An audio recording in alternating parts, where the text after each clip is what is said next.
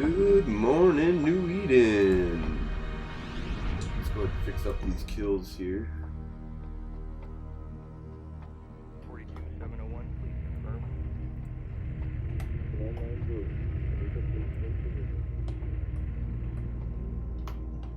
Release crew standing by.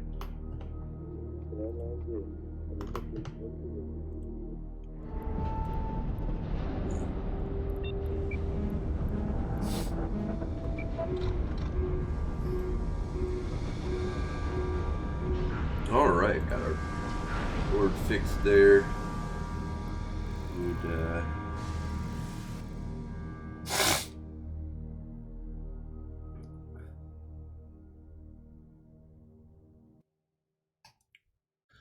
to just wait for somebody to get cocky enough to come PvP with me. I'm going to be doing 2 interviews today on the excuse me, on the Federation Frontline Report. Doing one in about an hour from now,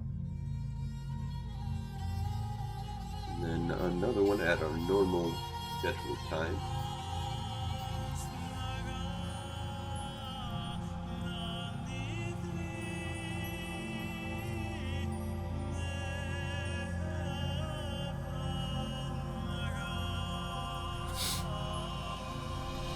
Got our beautiful Brutix Navy issue out right now. Designed to force people to get within scram range of me. If they do, then they can meet the... oh, this has got different guns than I thought. This is not our normal blaster boat. This is definitely...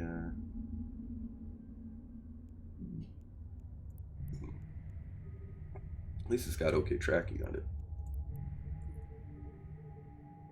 Better than an E&I by a lot. Do we get a huge tracking bonus here? Forgot. Yeah, tracking speed, huge.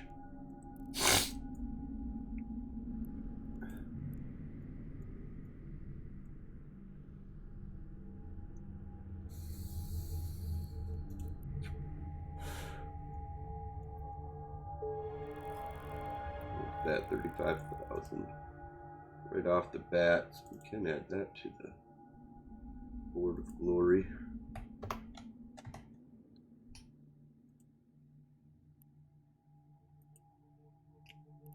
All right, what else we got here? Mediums, no more larges, so.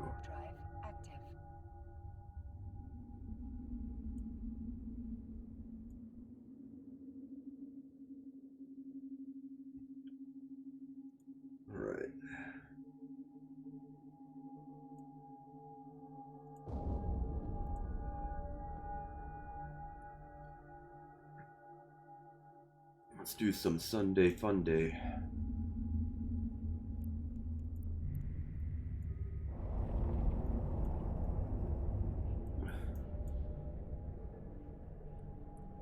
Docking permission requested. Docking request accepted.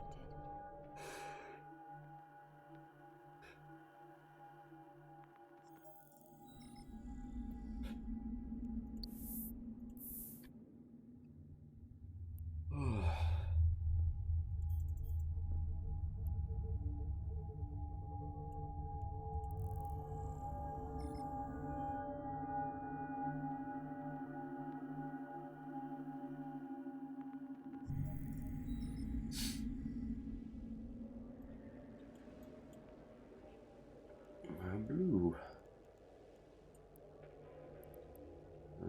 Let's see. Robe.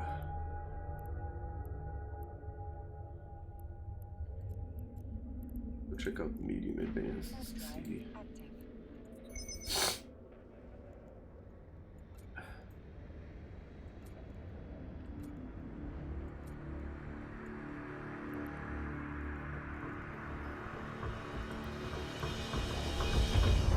We gotta pretty this thing up.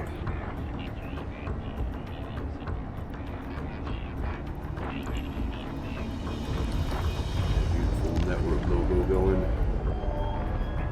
That's her Navy issue and a trash.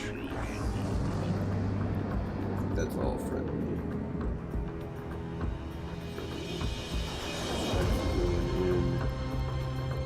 Can you hear my AC flare in the background?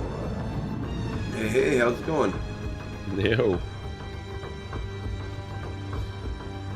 Seriously though, can you hear my AC? Nope, can't hear Alright, your cool. AC. What are we doing? Let's do some cloaky fun. Alright. If you want to get into either a cloaky catalyst or a cloaky... Might have a cat still, or I might have an ENI. I can see what I set my headquarters, I think, so we can find that. Yeah, I've got a bunch too. I just built up. So if you need one, let me know. I can give you an ENI or a catalyst. Right now I am in Devon. There are some more targets here. There are some friendlies here as well. The game isn't over.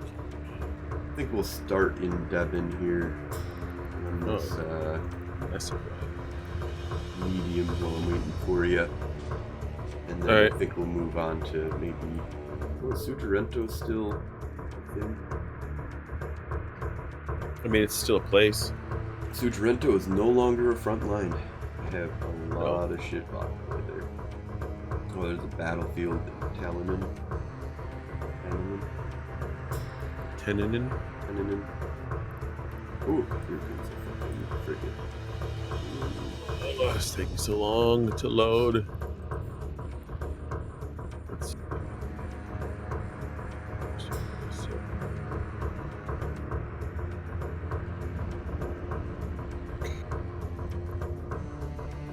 Alright, there's an executioner out and about. I almost got tackled by him.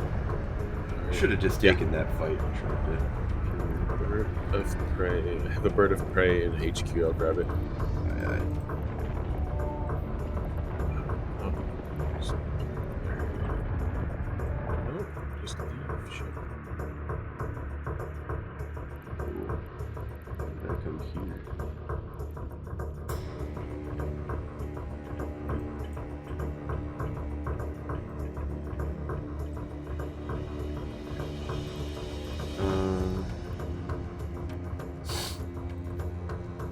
Yeah, there's supply depots to do here.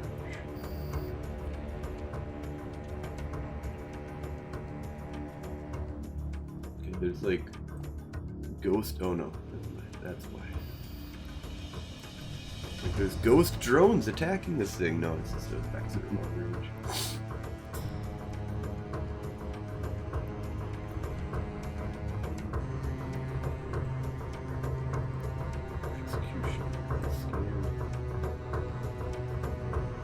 So who do we got on the show later, or is it a surprise? It is Twan, Juan, and T-W-A-N. Just Juan. I feel like it's just Juan. It's the Amar candidate. CSM. Yep, CSM candidate, and then the Caldari CMS candidate. I guess there isn't a Primitara collector. I should have done that. Oh, that's right. Aren't you Minotaur? Like, is it Frozen Minotaur? No, Frozen's collected. Oh. Yeah, I'm in Takian actually. I think.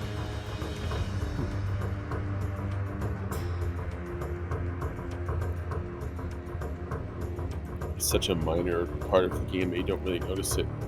Yeah. Like I get the factions and stuff, but you don't really think about like your character's race because it doesn't matter like in other MMOs. Yeah, it mattered for like a hot minute a while ago or a long time ago, and it wasn't really like it. Well, I guess it does matter in for first internally initial skills for your factions. Oh yeah, and your for faction. Where you're allowed to go and stuff. But like, you know, like you're playing WoW, you're an orc or you're an undead or you're a high elf, and you get completely different abilities and you look completely different. Why is it keep so friggin' slow?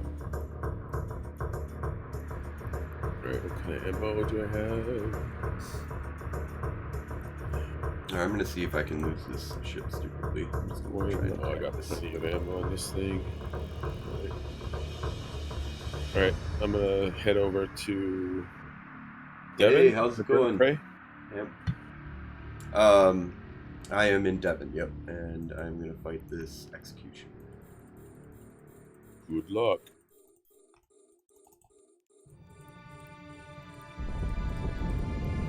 No! He ran away from me. Like I ran away from him. God damn it. My plumes are stretched out all the way to the Stargate going through me. Ooh. Looks like I'm firing a bunch of lasers.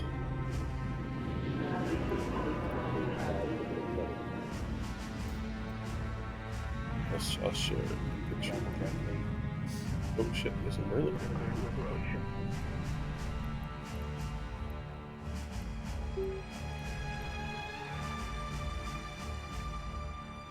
Right. Warp into Devon. Should probably get a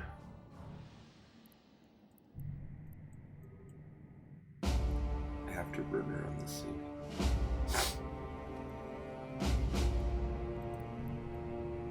Ooh, Executioner and a Cormorant Navy issue.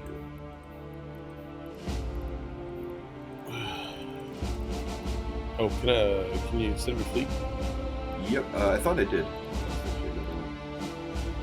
Might have been undocking when you did. So here. I'm gonna warp to you then. Oh shit, there's a gate camp here.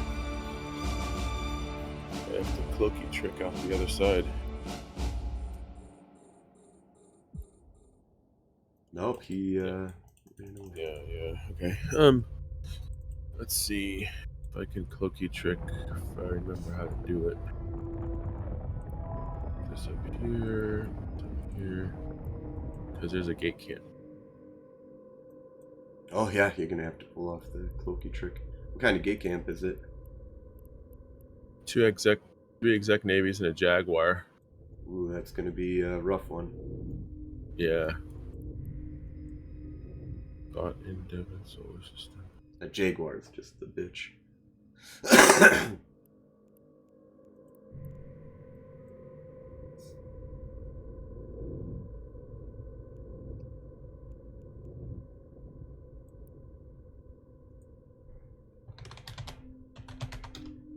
Oh, my insta warp.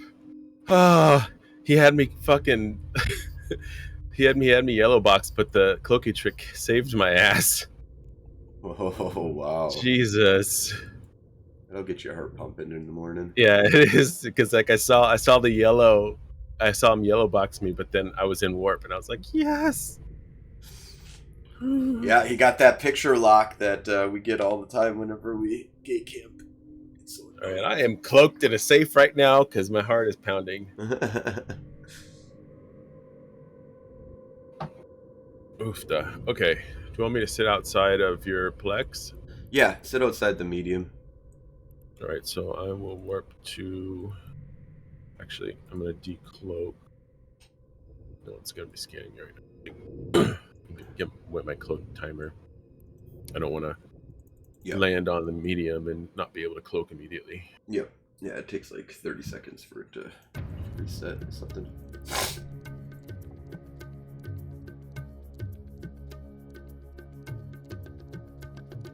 All right, so warp to. See, I see a Tengu outside now. It's are you in advance? It's a navy, so they can. Oh. Okay. Ooh, I see another Executor Navy issue outside now too. I'm landing right now, or I'm sorry, I'm 14 AU out. Am I gonna just be going in? Oh, there's 2 Executor Navy issues then. Oh no. Oh, here we go. I'm gonna have to bail. 2 Executor Navy issues. They must have went in because I don't see them right here. Okay, I bailed. Yeah, we don't want to take 2 Executor Navy issues. I'm cloaked outside of the thing.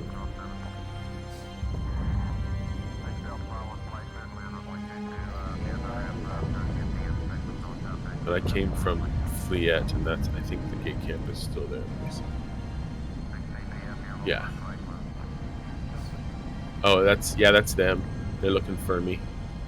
There's an Executor Navy just landed. Is the two guys that tried to get me earlier. Oh, he's going in. Oh, maybe no, maybe. Oh yeah, this is gonna be exec on exec fight. It looks like. Friendly versus. I don't know who went in there with you. Who was in there with It you? was 2 reds. Yeah, but these are pirates that are going in. There's 2 pirates going in to fight 2 reds. Oh, really? Yeah. Keep your cloak going. I'm gonna come over. Combat. Somebody's combat scanning. Oh, it's just the Tengu is us. The Tengu is Marius Pontemercy. Oh, okay. So he's blue. He's literally us. He's network. True blue. True blue. Alright, I am gonna go back to that medium here real quick and just get it. I'll tell you what's going on. So if they're fighting, they're still fighting. I'm gonna wait till Or we they're not see. fighting. Oh, a capsule. Okay. Yep, let's go ahead and. Go inside? Yeah, let's fuck it. Let's do it. Fuck it. Let's do it. Alright, I'm going in. Alright, going in too. Wait. There's a capsule, but oh, never mind. Okay. It's gone. They're still fighting because there's one guy left. So who do we shoot? Whoever is. Okay, so shoot the pirates. Shoot the pirates. Okay, the loud. Going. I got out. Oh, the other guy's coming after me though.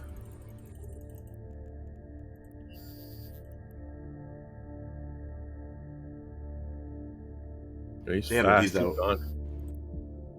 Let's loot the field. Steal their shit. Yeah, let's get the loot here. We won that fight. Ooh, Yeah, 2 we did. towers We won that 3 fight. towers are on the way. Oh, are they us? Doesn't look like it.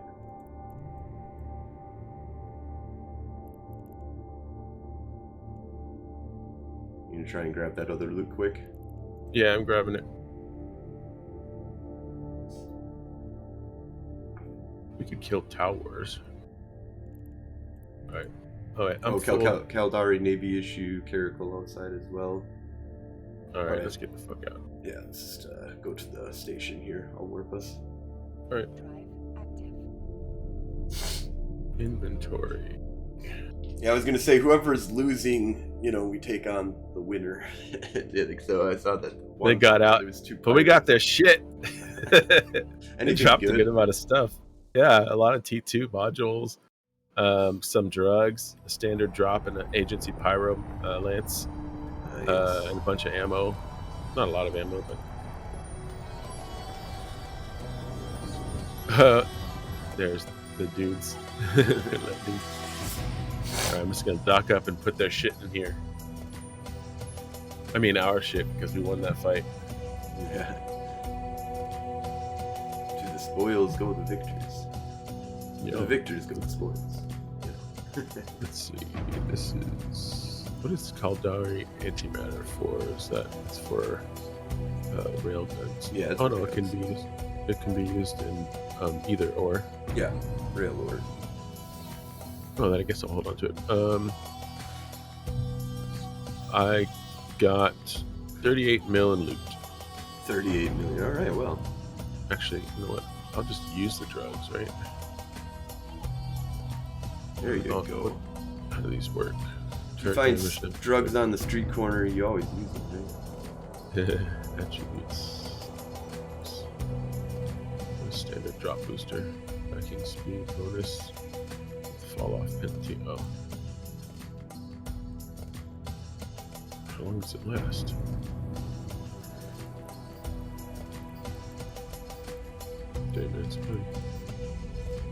All right. We kind of showed our hand here. Let's Yeah. move over a little bit here. Where we go? All right. Go ahead and undock. We'll head over to Megamenon Auditor area.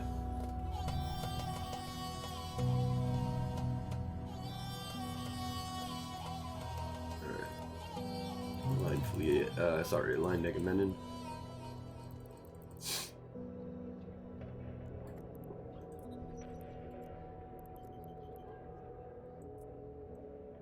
Warp drive active.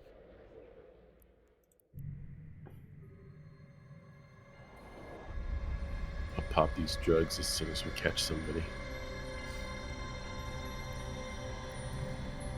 So those were Raelian eyes, I think. Yeah, probably.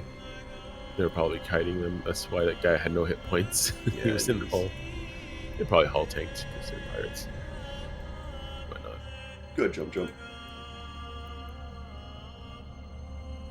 You're safer than me because you got the cloak, so. Yeah, I was Yeah, really well, hoping we especially because I can actually cloaky trick apparently. Yeah. I was hoping that they would You got yogurt.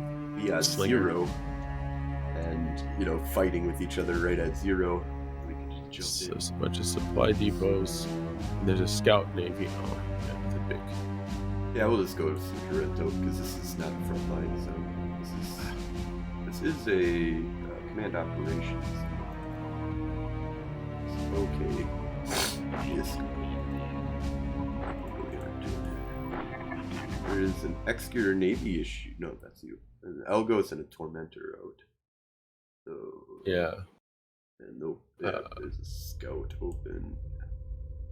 Yeah. But are they at the scout? I don't know. Don't Yeah, play. they're both at the scout. Yeah, fuck 'em. Oh, it's both of them? And Elgos Oh at no, the- the other one's gone. The Algos is gone. It was there for a second. Because Alright, like if it was sitting outside and it was an enemy, Anyway, jump into Sutorento. snooge. Snoogerento. Snoogerento. Ooh, Let's look go at this. Onato. Warp drive active. Oh, an Executor trip. Navy. Trip in the Executor Navy.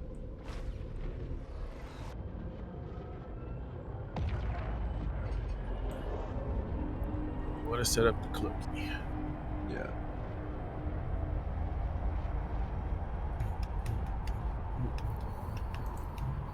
So when are we doing the first?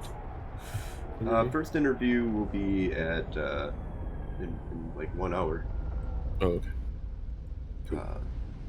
Supposedly, Night Flyer is the one who set it up. So All right. go ahead, jump. We'll see.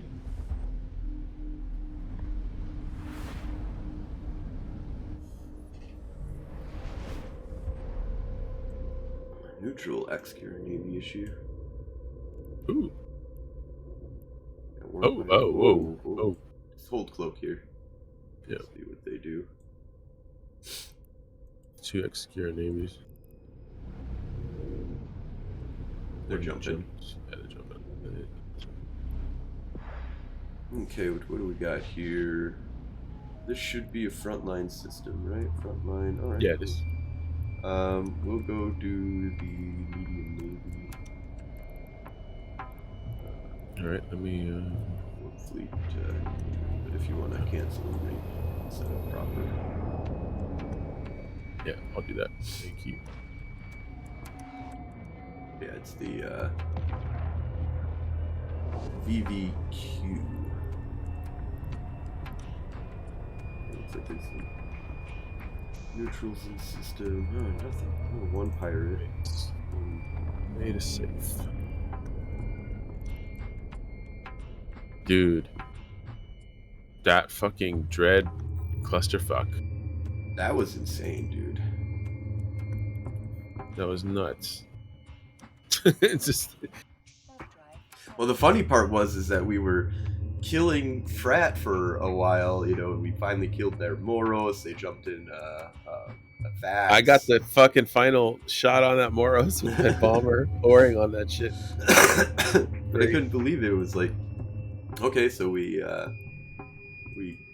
killed that Moros, and we were like, okay, well we're that's it. There's a bunch of what was it? Munins coming in, so we were just like, fuck Yeah. it, we're good. It was You a know? Caracal Navy someplace. I'm coming to set up, by the way. Yeah, I see that Caracal Navy. Good, maybe that'll All right. Hopefully, I can cloak up before he gets here. Yeah.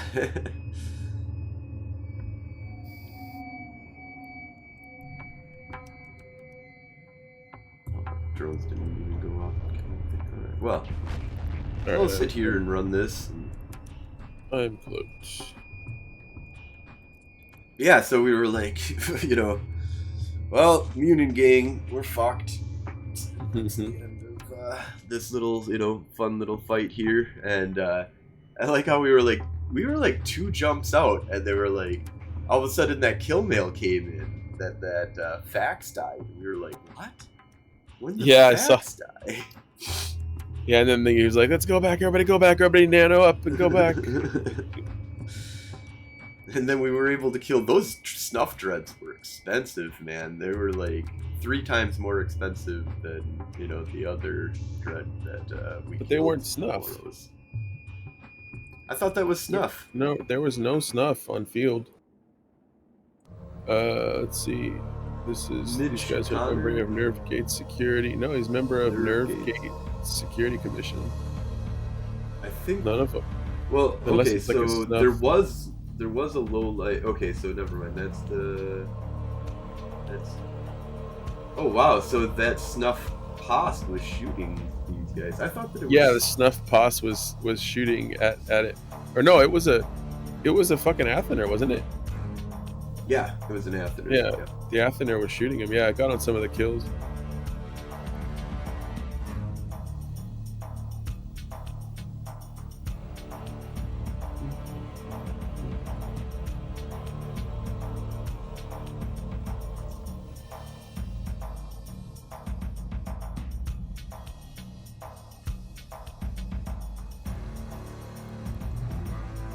Yeah, it was nuts. It was 8 dreads. No, 8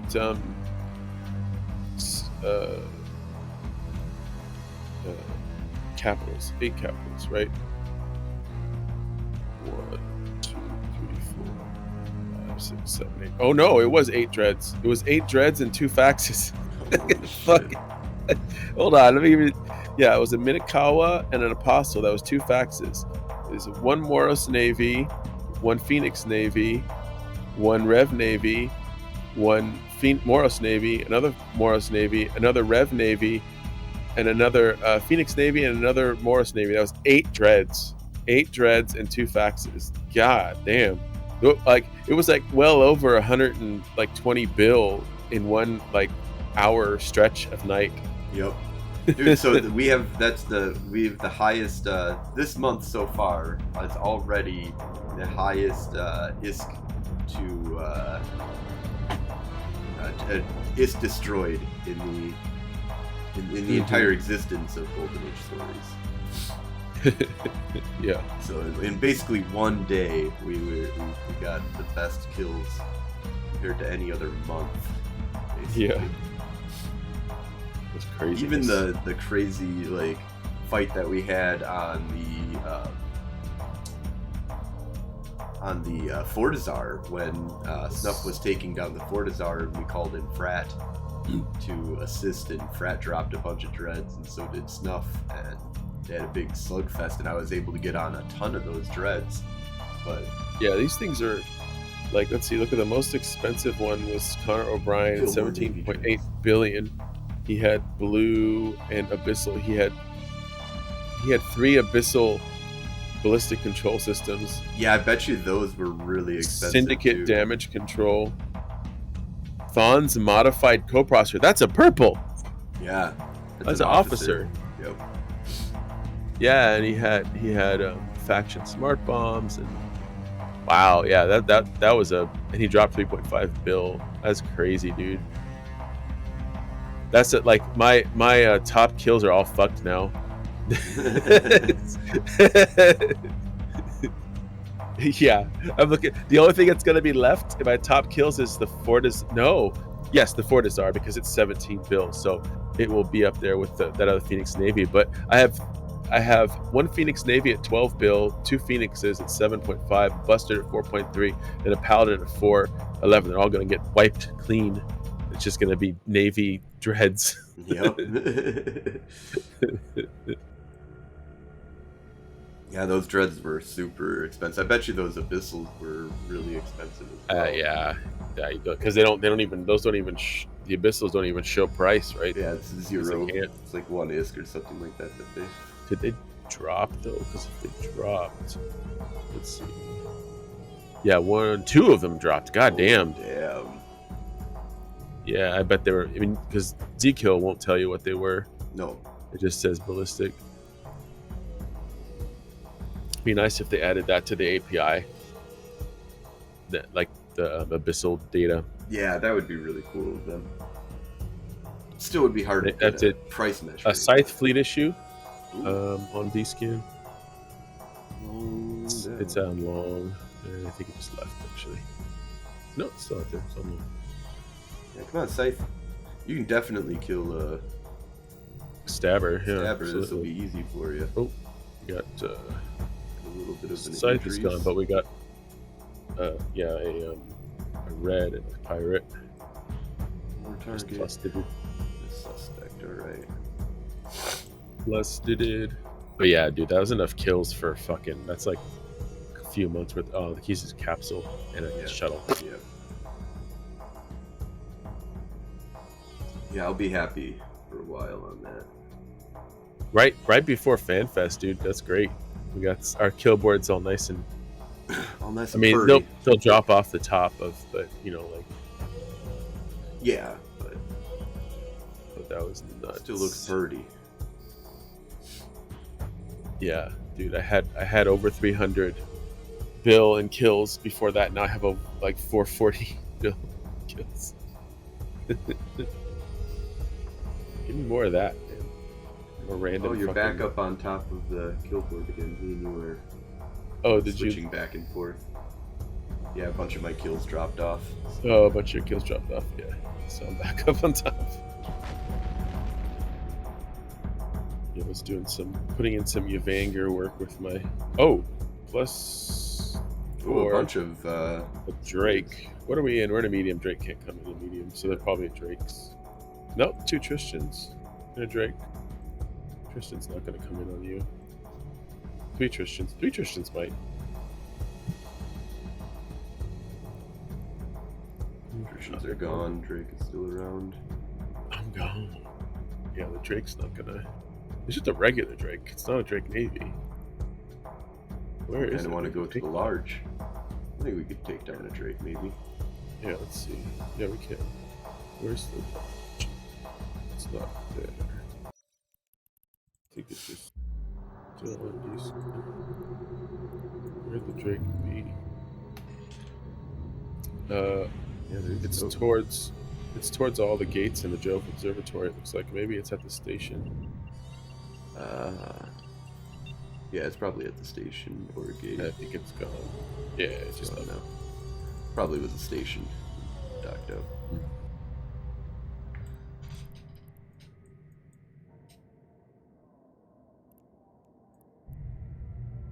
An executor. It's not. It's not. Not a navy, Wait. though. It's not a name. Yeah. That's not coming in unless there's something weird going on.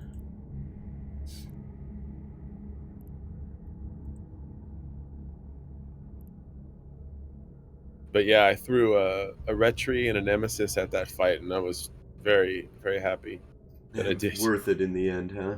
I mean, I came back in a Hawk at the end to make sure I got on everything. They didn't catch my Hawk because I was being a little bit smarter about it.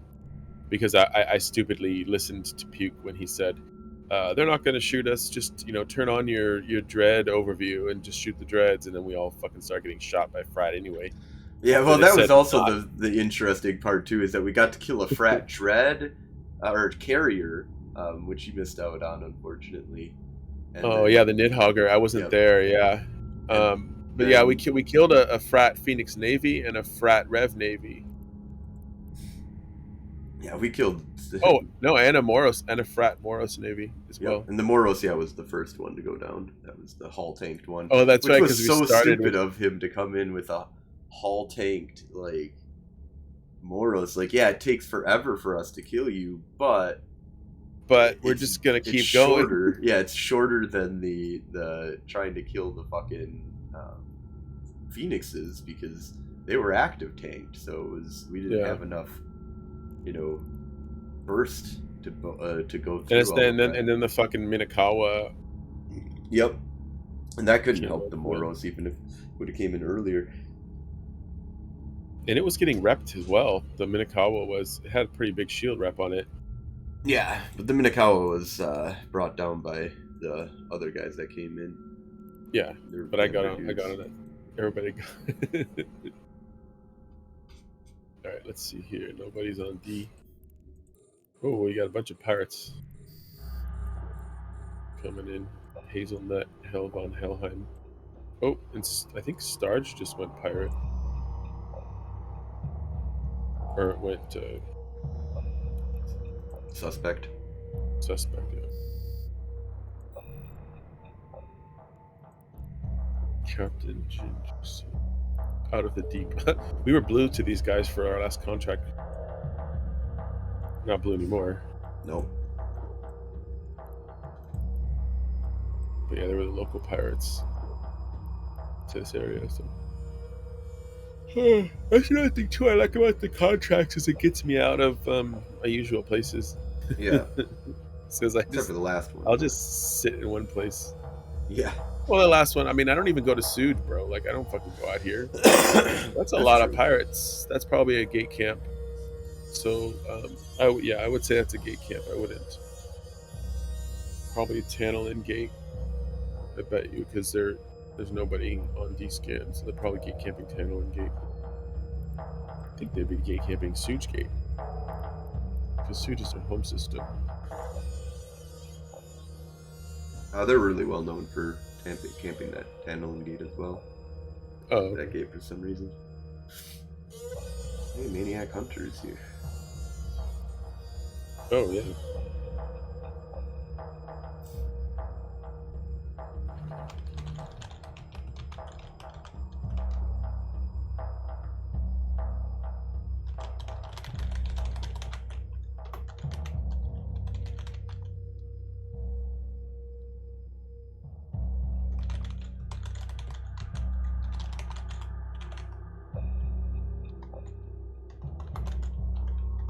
Yes, I have my sister and my wife's on my like I have Google Hangout. Oh yeah. Obscure Navy, and they're next to each other, and both of them sent pictures of cats. Like my sister sent a picture of her cat, and it's it's got its belly out, and she said it's the trap, and then my wife says a picture of our cat passed out next to her. Looking really cute, and of course it's Zoe, so it's a trap as well. Zoe's always a trap. Well, yeah. That's the way it's supposed to be.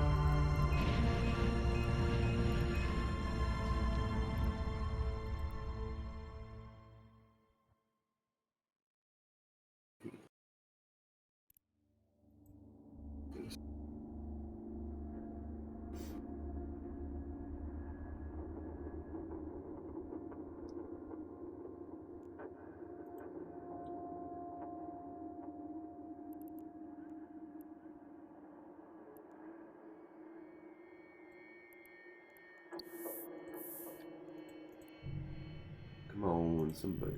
Oh, that exec is I think that's Maniac. Oh, yeah.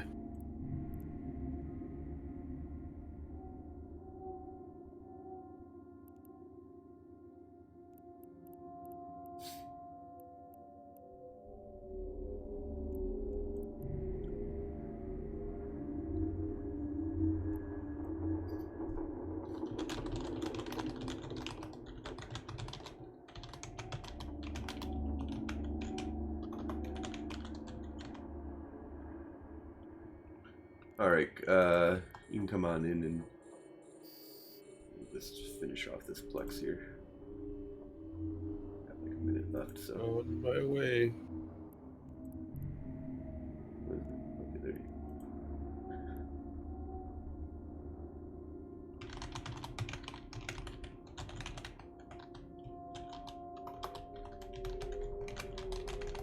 Oh, Maniac came in. I didn't even see him. I wasn't paying attention.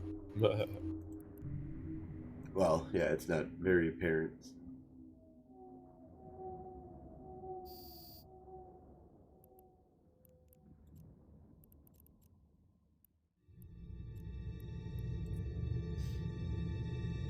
Alright. Let's go do...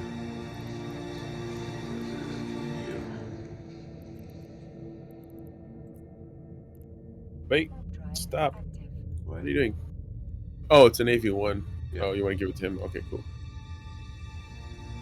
Or, well, you warped everybody but me, so it's not going to get finished. I stopped my warp. You want me to finish it? Oh, shit. Oh. It's got 1 minute and 11 seconds left. We'll go back to it then. Yeah, if you can make it back. You got less than a minute.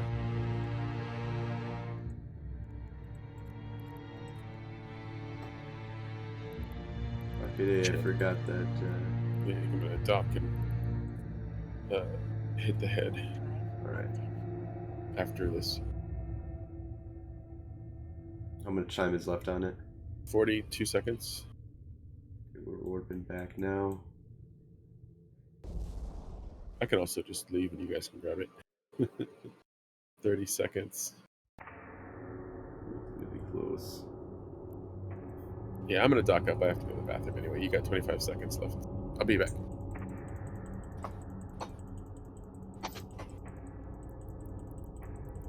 Warp drive active.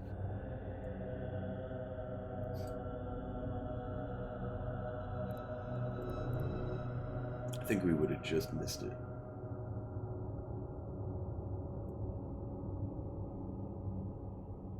Get in here, Maniac. Or Manic. I just want to call you Maniac. Manic Hunter. Oh, you're gonna miss out on it. 1. Alright. Oh, you just missed it. Alright, let's go to the medium. Warp drive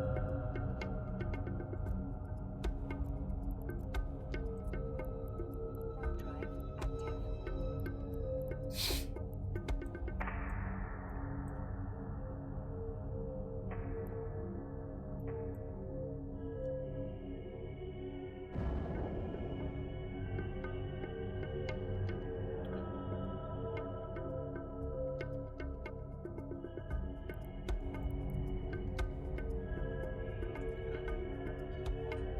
Whew.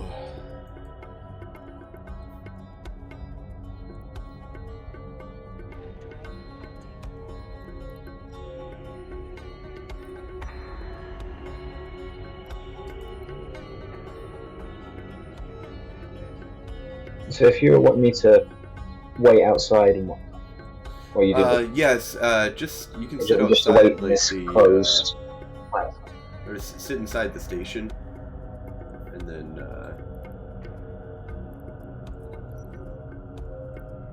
if anything comes, we'll have you undock and start warping to this to the Plex. It's only 2 AU away, so it should be a quick one.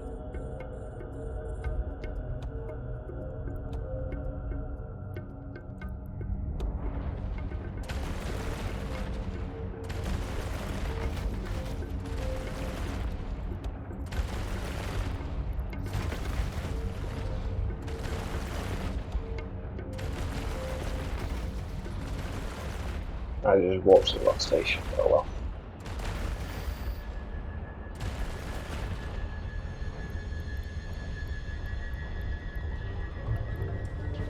Badger comment.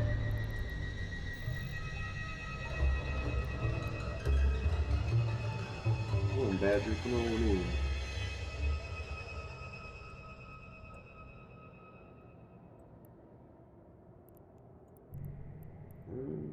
Most of the birds still here.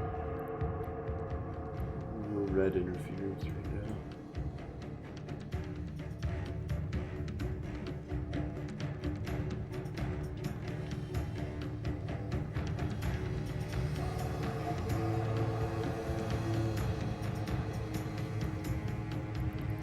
did get more LPs. Up on the board here, what did we make? 30,000.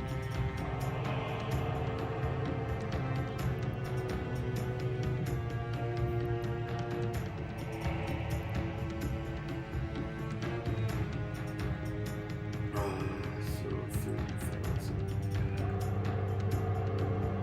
So that made another 65,000 LP messing around. Let's see if we can get somebody to try and fight me. 1v1 me.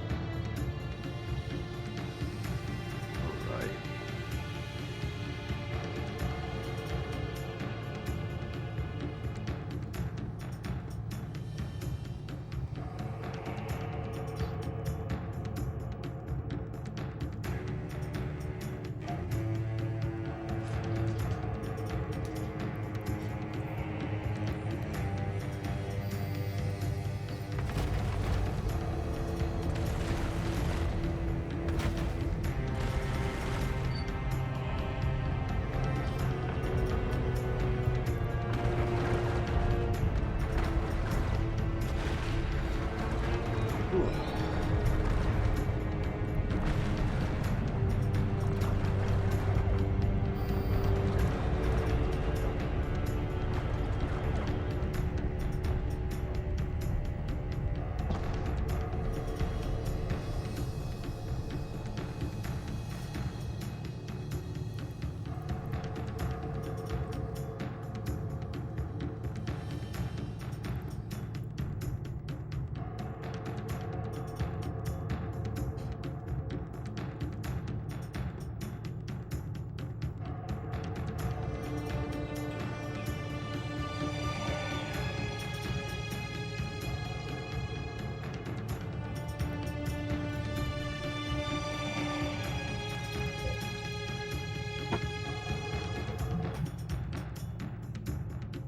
Alright, I'm back. What are we doing?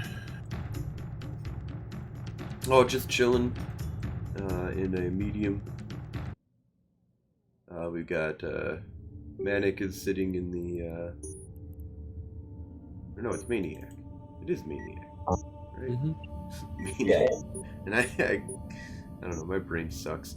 So Maniac is in the station. If you wanna come here and then. Well, I'm just outside. Yeah. No, I'm gonna cloak up outside, right? Yep. Yeah, just give me a minute. I'm safing up.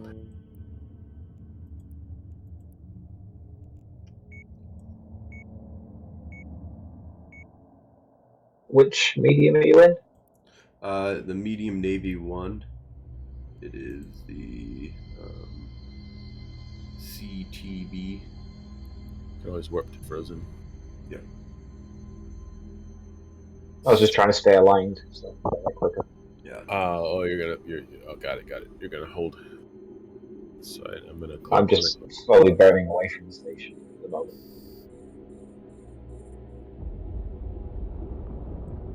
It's actually a good bait. That's like double bait. Alright.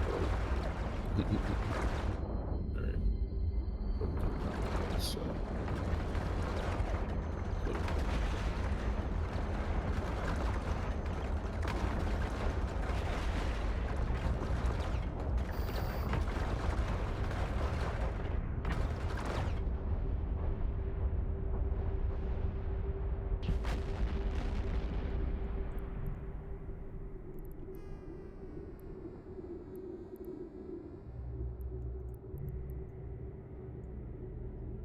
We've got a Hecate and an Exec at the station here. Both flashy. Ooh.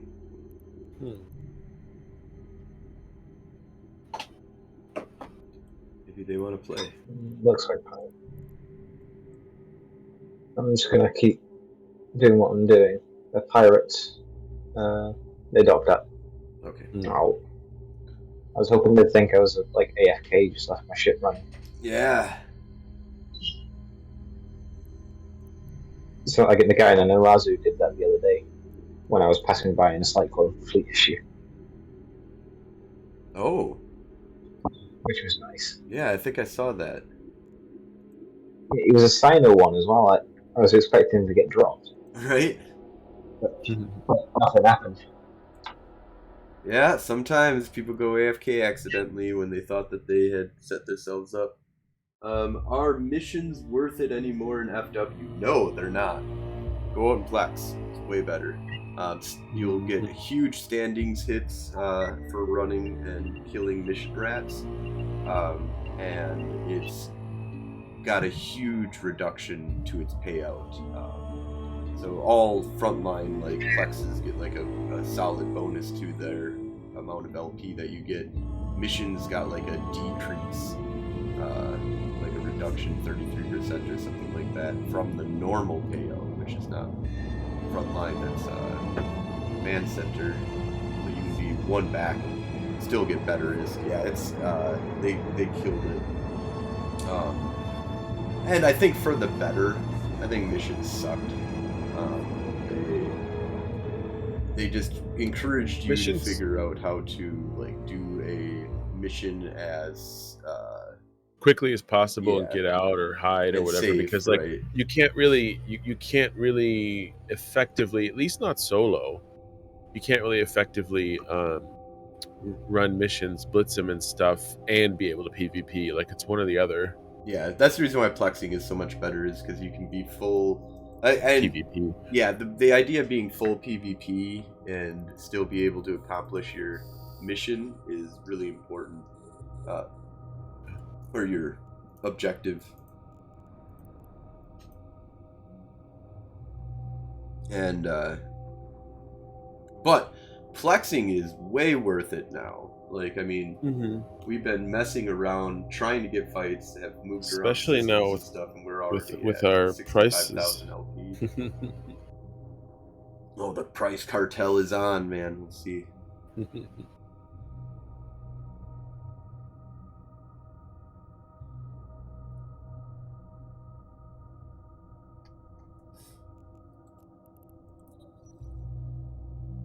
Yeah, PvP is way more fun, and you couldn't hunt any of the, they were all insta locking.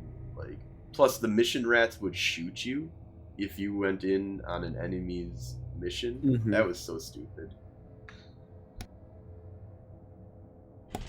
That was the one thing that also made, like, so you'd come in with a PvP fit, try and chase them down. There, it was high distances and large distances usually in order to even get to them, and even then you would have all of the rats like switch over and try killing you. So it was,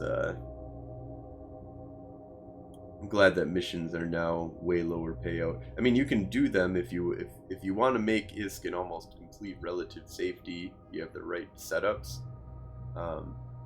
Missions is the way to go. You don't have to worry about. But I don't see many mission beacons around anymore. The one thing that would be interesting is if mission sent you to the front line. That would make it a little bit more interesting. But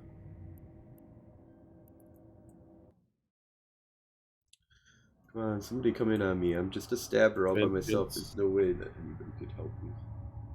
You come to fight me. No, shit. So that's FabSig. Also, those guys are out here. Yeah, plexing is the way to go if you're looking for some PvP. I'd suggest getting fleets. You can do solo. Solo is probably best at like the cruiser and frigate level. Although there's a lot of destroyer fighting going on out there as well. Yeah, destroyers, frigates, and cruisers. Frigates is probably where you get the best likelihood of getting some good solo 1v1, because there's just not enough time to call in the cavalry, and The Rail Comet is awesome because that fights Tigers and goes up Brawlers as well.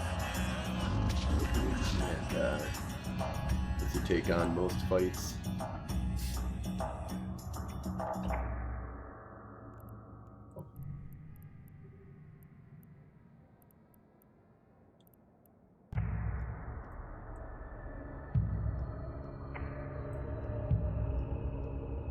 Yeah, I don't think we're going to be able to find a fight here before Yeah, show starts. That sucks.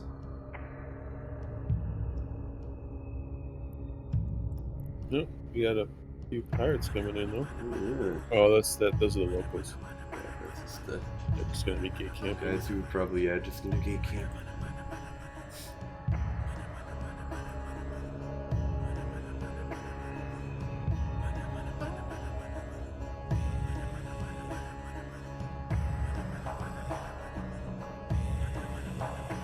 Oh shit! 2 executors and two exec navies and an executor. Okay, You fuck probably it. want to get out. Yeah, we're not gonna play with that. Yeah, get out. It's those same guys that, and they're going in.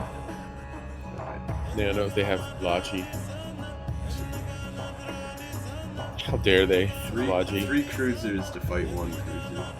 I bet you these are the kind of people that would bitch and whine if we dropped on top. Yeah, if we actually cut one. So, did you get out? We just had slightly Yeah, you got two out. more people. Alright. Or one more. Oh wow, you got out right when they came in. I'm watching the delay. I waited a little bit. I was aligned. Yeah. Looks like they're still in there.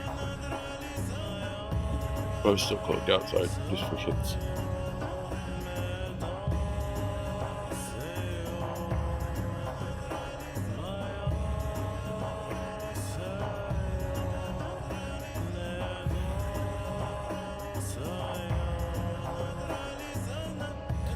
Yeah, it's a little much.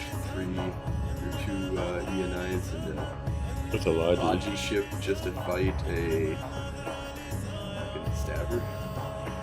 Or they're watching streams. They're like, we'll get them to fight. Oh shit!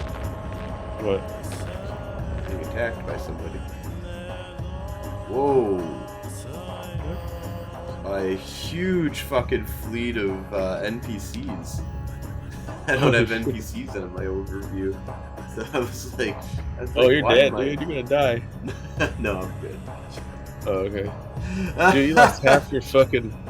Dude, that's what happened to me in that incursion when I was on that fleet on the network NPSI fleet, dude. I jumped into the next fucking system, and I was just sitting there, and then they was like, "All right, everybody, just come back." And I just was like burning back to gate and got insta-blapped by incursion rats. I was like, "What the fuck?"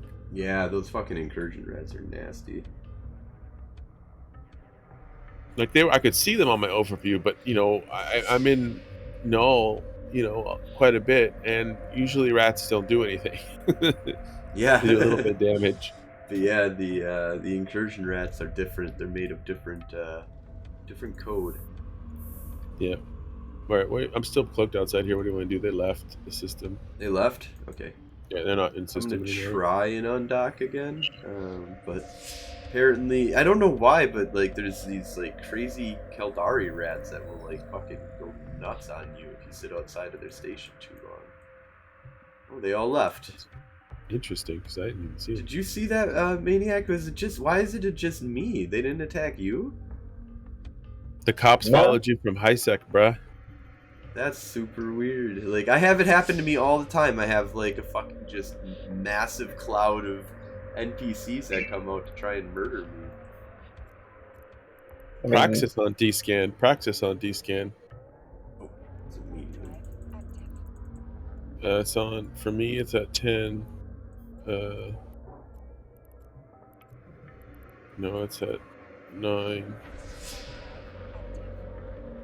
So it's probably at the site. That was crazy, though. Oh, it's at the Onato 4 station. The Praxis is. Oh, okay. That could be bait. No, but it's gone anyway.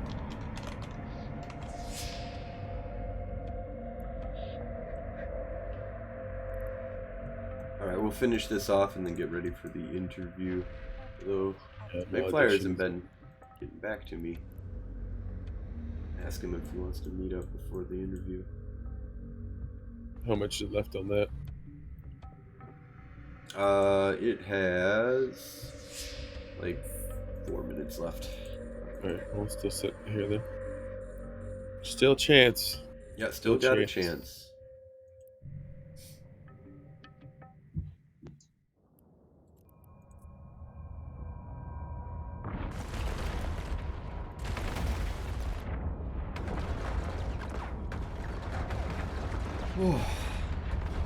Probably have to turn the AC off when we start the show. Is it like, can you hear it in the background when I talk? No. No, well, then I guess I don't have to turn it off then. Fuck Yeah, it. I don't hear it at all. Keep it nice and cool in here. Yeah.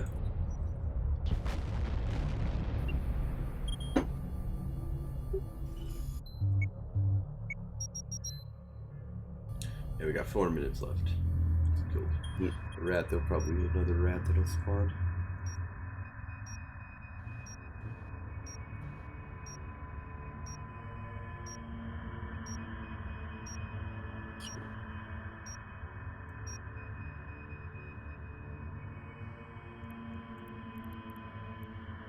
Still docking Sudrento, you know?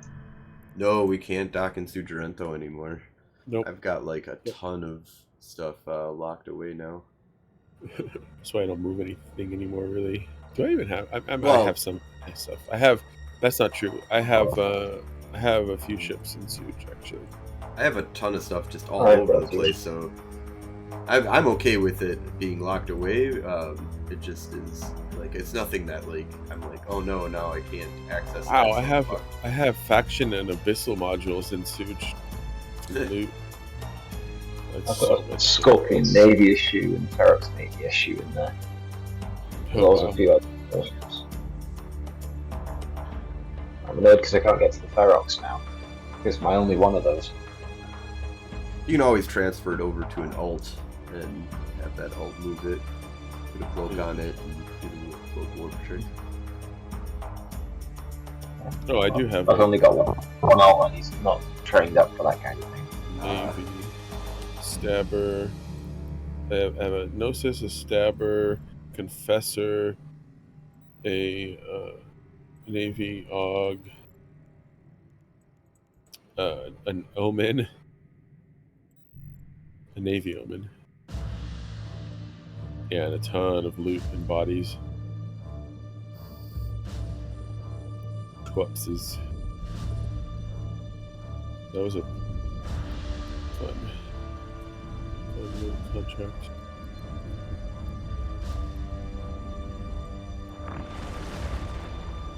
Yeah, it's sad that as soon as our contract ended, it got flipped so quickly. There's a Harbinger named Boobs Oh. and Yeah, an X-Hero Harbinger. Navy. Harbinger can't fit as fast in here though. No. But yeah, there's a Harbinger and an exit and an Enai passing through something. Maybe the Enai will come for you. Gone. Oh. Right when I said it.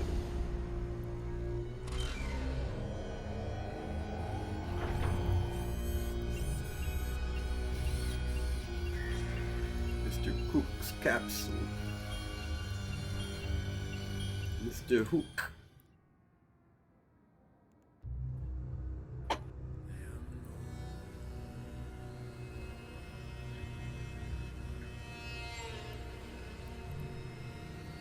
Alright, we got about 1 minute 30 seconds left on this. If you guys want to come on in. Viper Nolan and Hell Van Helheim. Alright, I'm coming in. Tried. Vexer Navy, OD.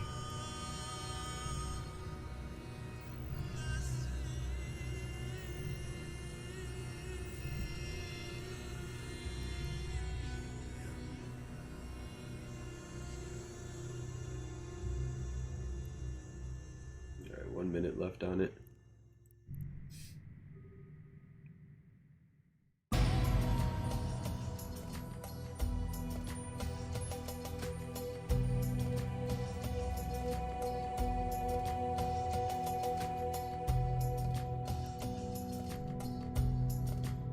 Mages.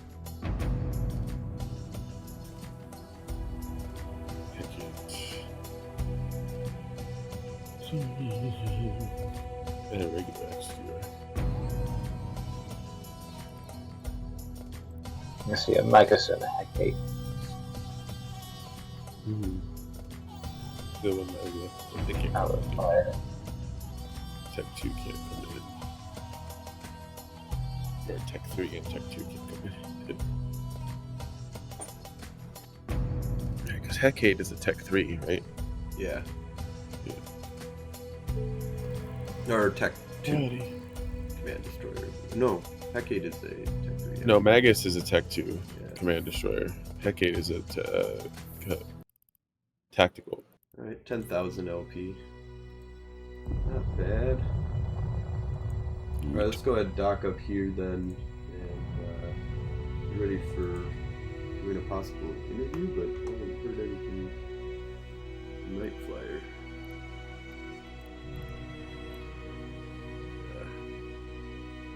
I was the one in contact with the guy, so... Alright, You want me to bug out on this?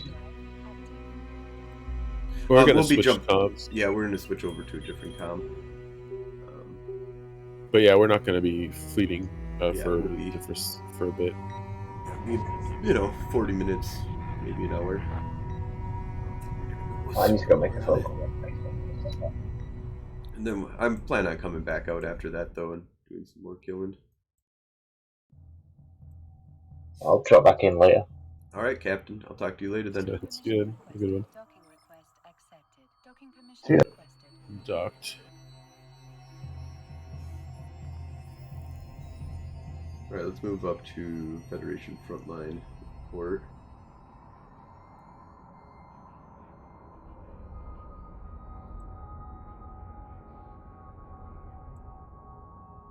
Alright, we're gonna go AFK here and Me too. You're back.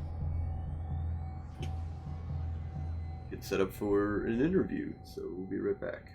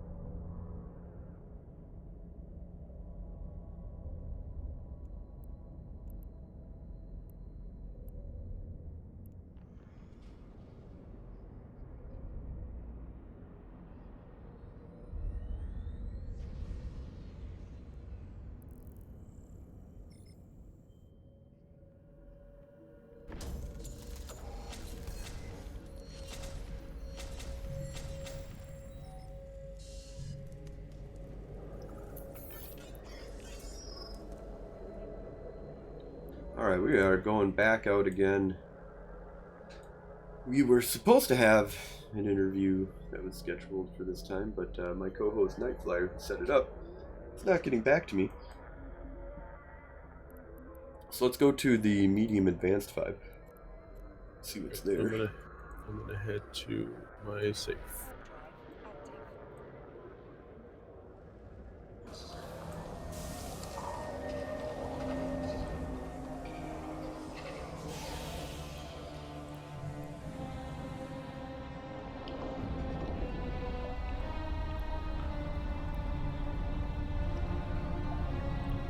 Nothing on scan.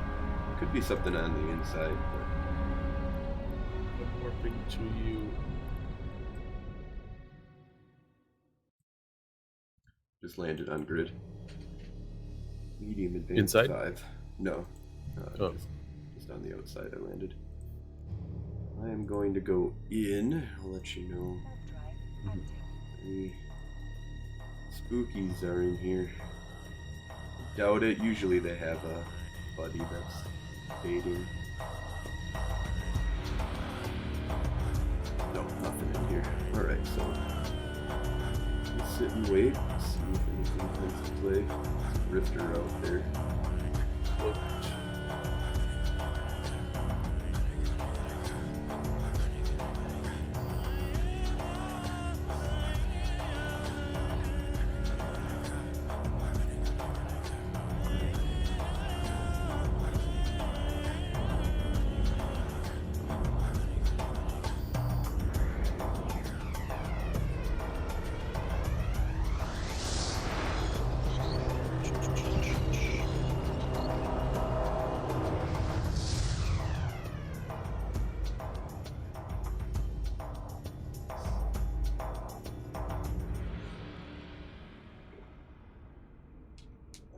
I mean, theoretically, a combat recon could decide to come in. Yeah, that would be, I think we could be able to knock down a combat recon. And then the one thing I love about this is having the eyes on the outside. Because really get an idea of what's out there. What's coming in before.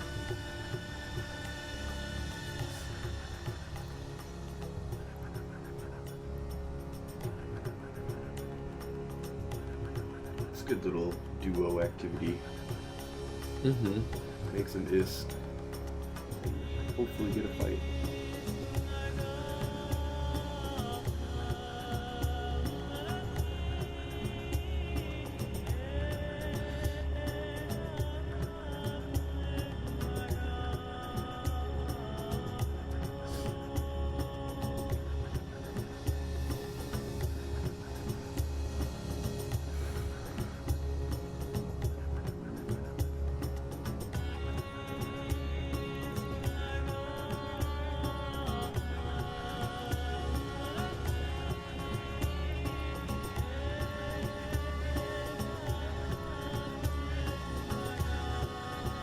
Wondering if this is the best place to do it, but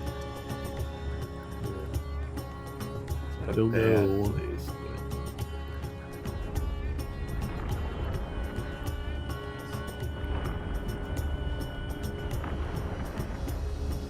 I feel like we're less likely to get jumped by a bunch of people here, more likely. Yeah.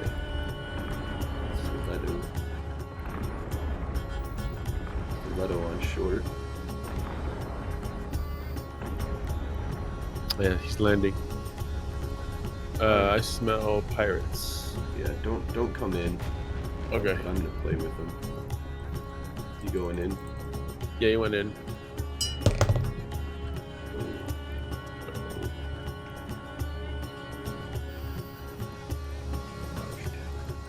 Kieran.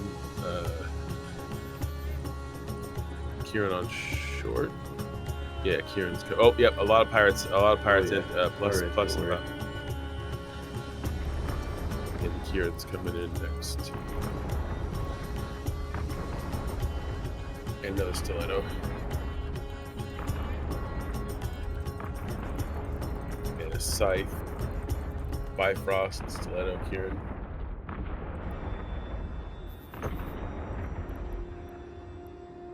Did you make it out? No, Oh, that's fine. oh, yeah. That's a big fleet. Osprey navies. Who are these guys? Black flag. We were technically at war with them, weren't we? Yeah. Yeah, Black Flag, yeah. SRS, Wrecking Machine. Northwest Colorado State.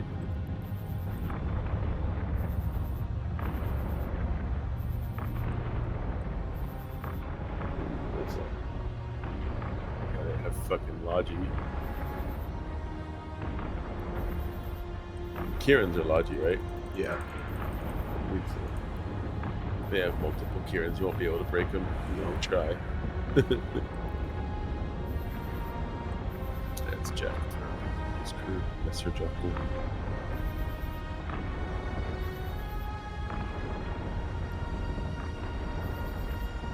Yeah, I should have just left him with Stiletto. I was going to try and play, but he had a really long Point. short point, actually. Yeah, scram. Yeah, Stiletto will get a really good scram interceptor. You get like 13 kilometers. Probably more than that. He probably had his Stiletto. It's probably got a missile on it or something. Who doesn't miss me? Okay. I think I'm just gonna go. No, I'm just chill here. They'll probably leave system actually. Do you want to gate camp? Yeah, we could do some gate camping in New Bangor. Yeah, okay, I'm gonna dock. I'm gonna dock here, and then I'll just hot back, suicide back. Yeah. Self Yeah, I should have just left when that was stupid of me to try and play. Oh well. Bought new suitcases for Iceland. They're Ooh, these really nice. fancy ones that like open into like a little mini closet.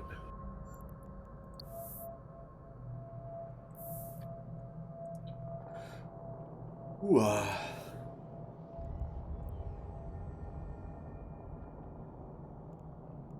yeah, I had the extra warning. I knew not to fight. Yeah, I know. I said Stiletto up, smells like pirates. He was- Like, I'm gonna Like, play I with knew- this guy. I knew. I guess I should. I mean, it was your decision, but I should have said, "Yeah, the pirates are probably coming." I mean, I said it. It's not like I didn't. Say Yeah, it. no, I knew. I just wanted to try and take a pot shot at it. I totally fucked that whole thing up. Oh well. They got my pod, but I don't really care because it had nothing in it. So. Yep. Let me get gate kit. Peek up here. So.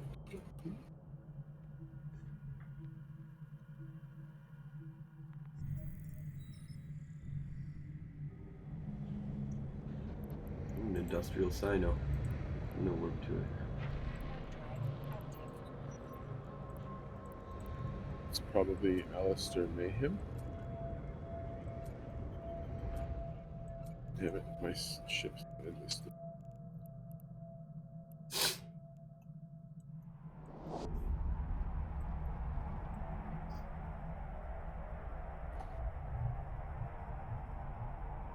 Oh, it's a sigil, Alistair Mayhem.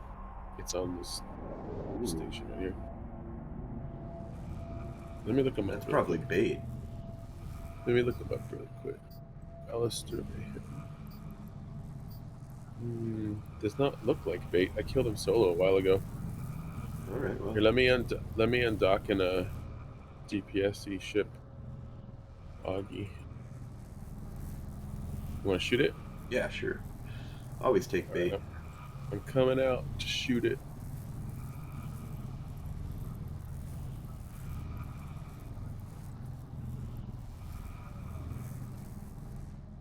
Okay, I'm shooting it. Me too. Security status has been lowered. Oh, that was not bait fit. Pew. Pew. Hey, I went to crit this thing.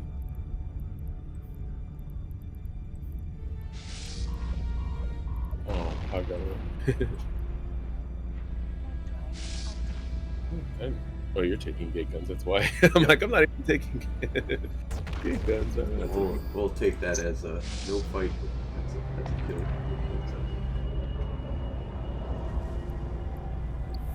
And I got the kill now. Oh, this is the industrial site. But still, that's worth 10 million. Kill's a kill. Where's the kill? I just need to de-aggress and I'll dock back up. Hop everybody. Can you? Oh, can you give me a wing? Yep.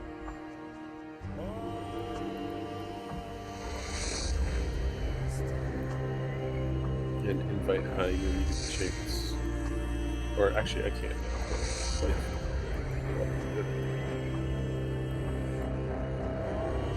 I said dock. I'm saying, why am I not dock?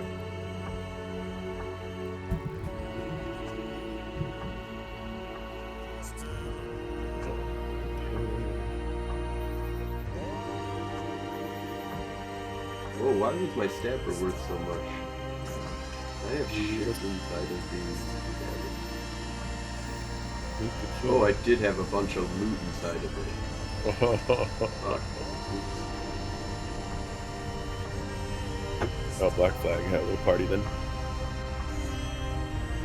Yeah, it dropped 31 million. Oh well. Nice.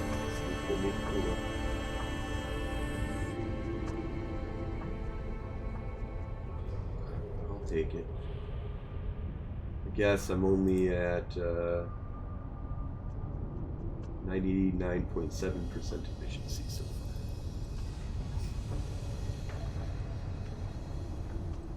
Are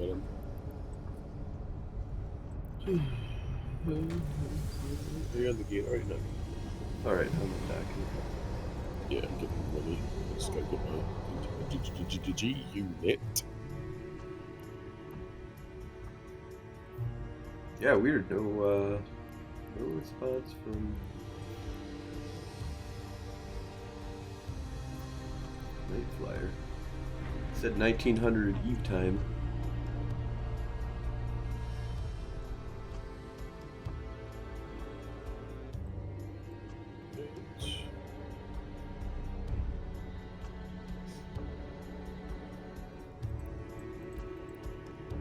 I'm undocking and I'll set up on the gate shortly.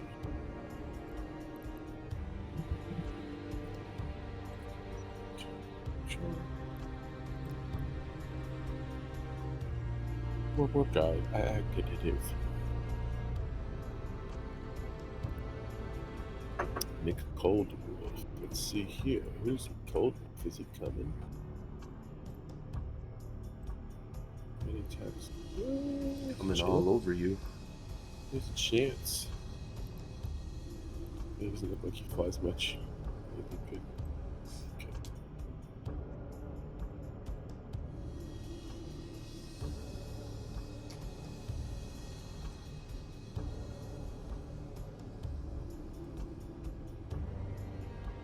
All the alarms that go off when I target myself and start sensor boosting.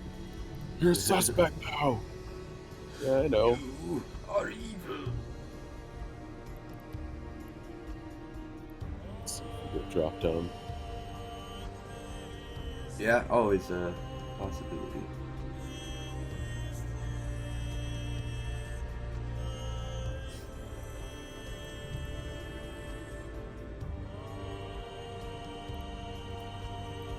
Prospect. Yeah, it's probably. Jorian doesn't fly a prospect, and even if he did fly a prospect, he would technically be partially believed. Yeah. He's like, he's not gonna fuck with us, and we don't usually fuck with him unless we've been drinking and we're gate camping. And oh shit, those pirates are coming. Black Flag? No, the other ones, the ones in the obscure Oh. navies. They just one of them just came into system here. Website. Yeah, they're both here. don't know if that's something we want to play with that. The Vengeance and probably two ENIs and an Obscure. No, this is not a fucking. I'm warping out. Yeah, This is me not too. a wing fleet. Can you make it? Locking. Woohoo! I got yellow Pointing. boxed. Oh, did it catch you? Yeah, that's fine. Yeah, can you go through the gate? Yep. Alright, I'm tethered. Who dat? Night Flyer. Yeah, those guys are watching your stream. Yeah. Oh, they're back in Yvang. You're gate camping. They also come through here as well. Like, this is their normal route because they live in, like, Charm or something. So I'm going to try to catch on the other side. Yeah, they're trying to catch me on the other side. Yeah, they're all on this side. Vengeance, exact. No, he warped off. Did you make it out? Yeah, I'm out. Very good.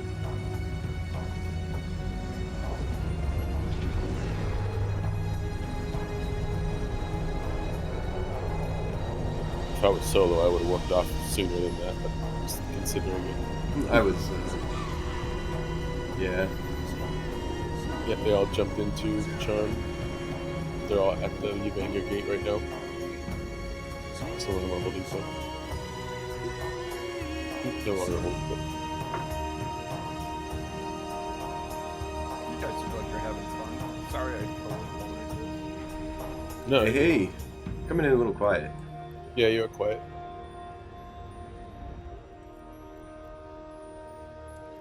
Did we ever get anything back from the guy we were going to interview?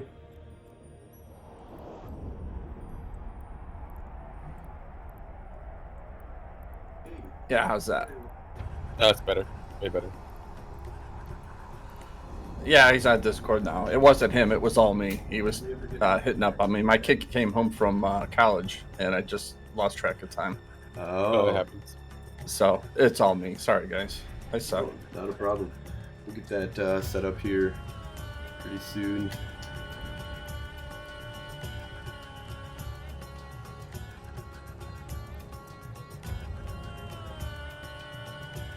The only problem is I can't dock anywhere in here.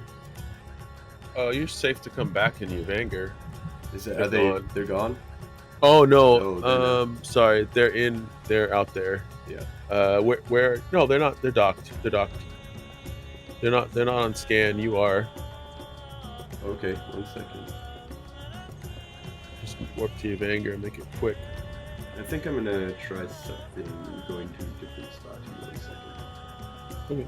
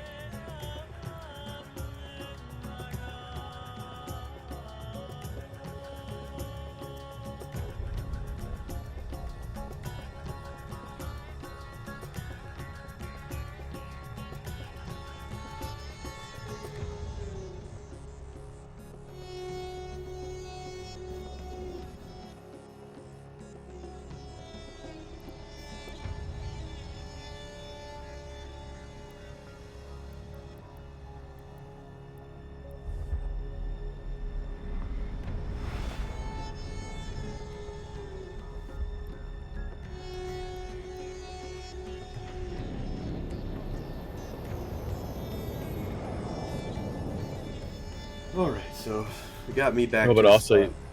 we're not live anymore, so they wouldn't hear us say any of that stuff. Yeah, I just put us back on live here.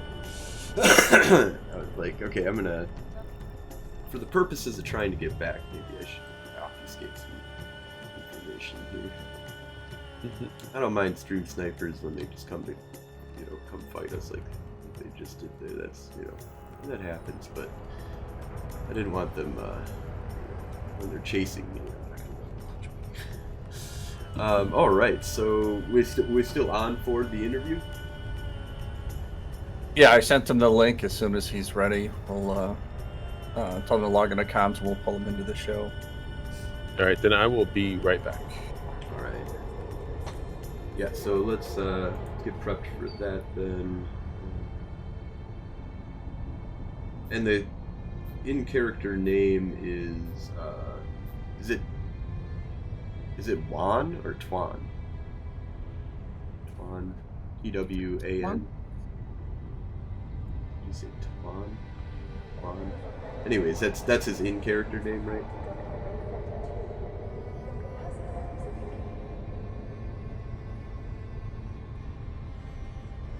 Yeah, Twan. All right. Yeah, he's finishing up a battle as soon as he's playing something.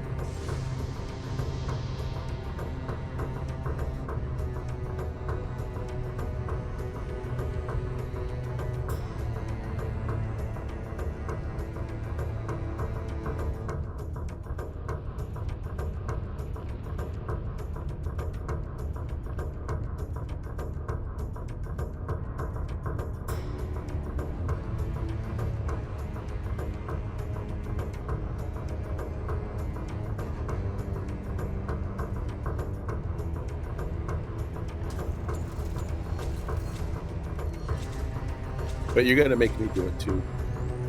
Like I'm gonna say it now. I can hear you. It's gonna happen. I know. I can hear me. Good morning, New Eden. Today is September 3rd, 2023, and this is the Federation Frontline Report. Today we are going to be interviewing Tuan Molinar, who is running for CSM, and let's go ahead and just get a little round in here. So we've got Gwenevit Kenyon with us. That's Samson, who is my co-host here. How you doing this fine weekend? Good morning, New Eden. I'm doing just fine, Frozen. And we also have Night Flyer here, who is also another co-host here on the show. How Hey, you doing, good morning, Night Flyer? everybody. I'm doing great. Appreciate everybody tuning in for this very special update broadcast that we're doing. Yeah, so this is we're Bonus. running here a good little CSM interview. So Tuan, welcome to the show. Thank you for coming on to the enemy. Well, not really enemies anymore. We're not at war with each other. You're in No, the we're Amar friendlies militia, now. right? So Yeah, exactly. Yeah. So we're friendlies now. We're all friendlies, frenemies. Let's put it that way. Right. And so you are part of the Amar Militia Dot, and Yeah. also the Red Sky Morning Corporation. Yeah, correct. That's where I've been living for the last year and a half. Awesome. So so running for CSM, yeah, I got that right. See, I did it like twice. I got it right. I know. We're I really having wanted to drink. we have to drink if I say CMS. So, Yeah, exactly. so tell us a little bit. How did you get involved in EVE Online in general? What got you into this crazy game? I mean, I started playing in 2012, 2013. And I actually started out as a factional warfare noob in Galente space. I used to live in Kadama and in Niswa.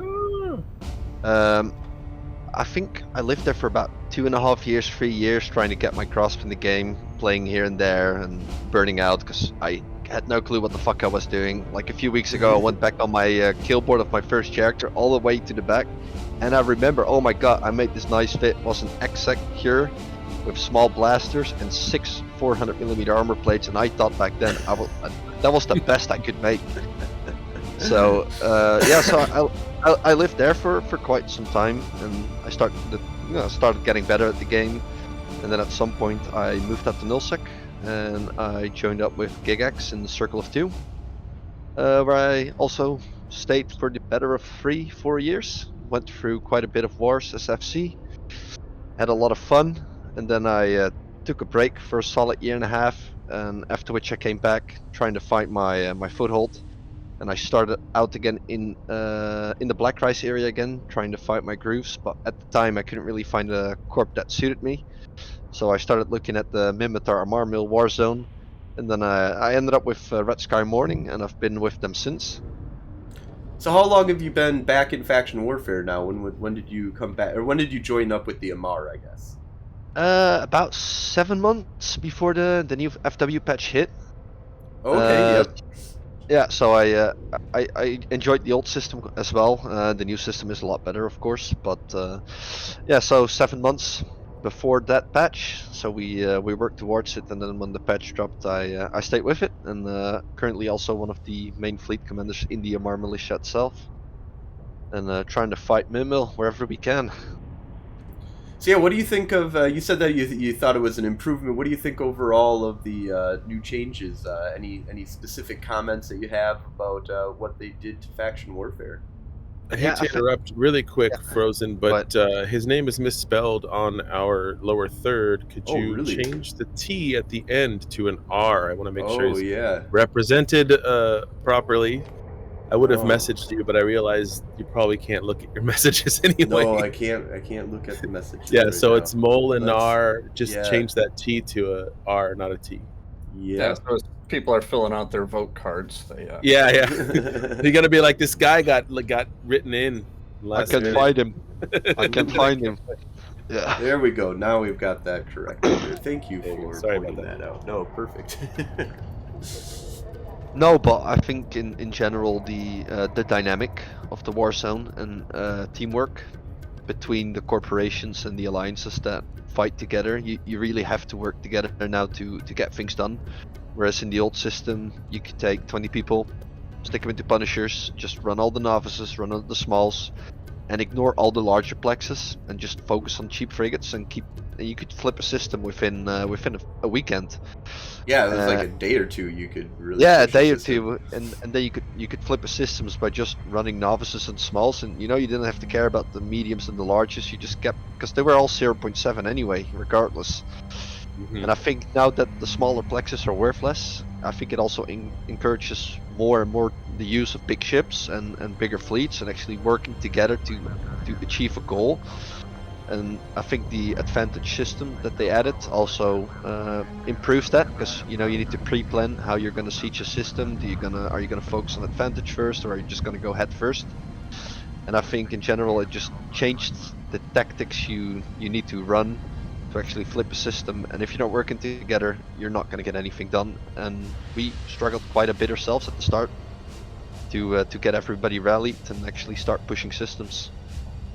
Yeah, what do you think of the Battlefield edition? I think the battlefields at the start, I think they were just not fun in that regard when they just added them.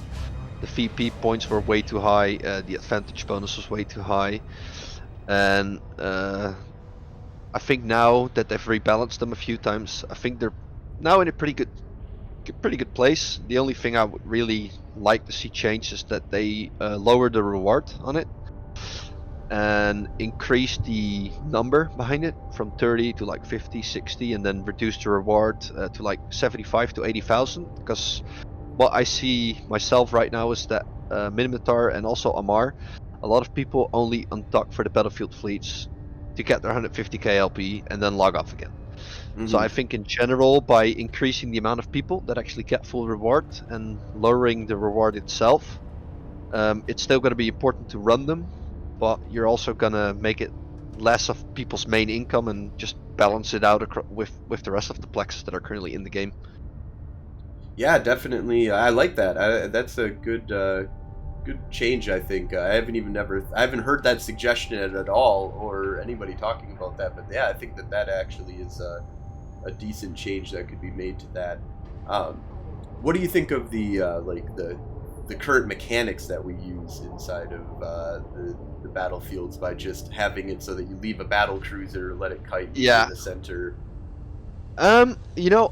I'm a person that doesn't like sitting still, especially when there's nothing happening. Like, if the hostiles don't show up, it is so nice to just let the battlecruiser sit there and just be done in 30 minutes.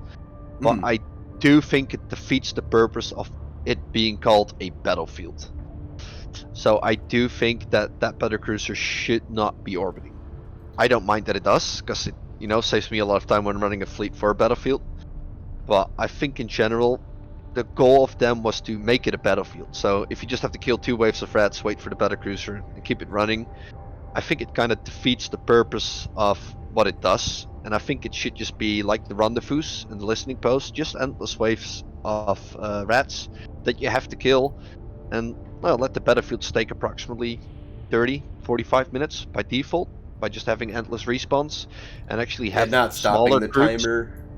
Yeah, and actually having smaller groups on each point and maybe increase the spawn times between the waves a bit, because I do notice that if you kill a wave now, it's literally like 30 seconds before you get the next one.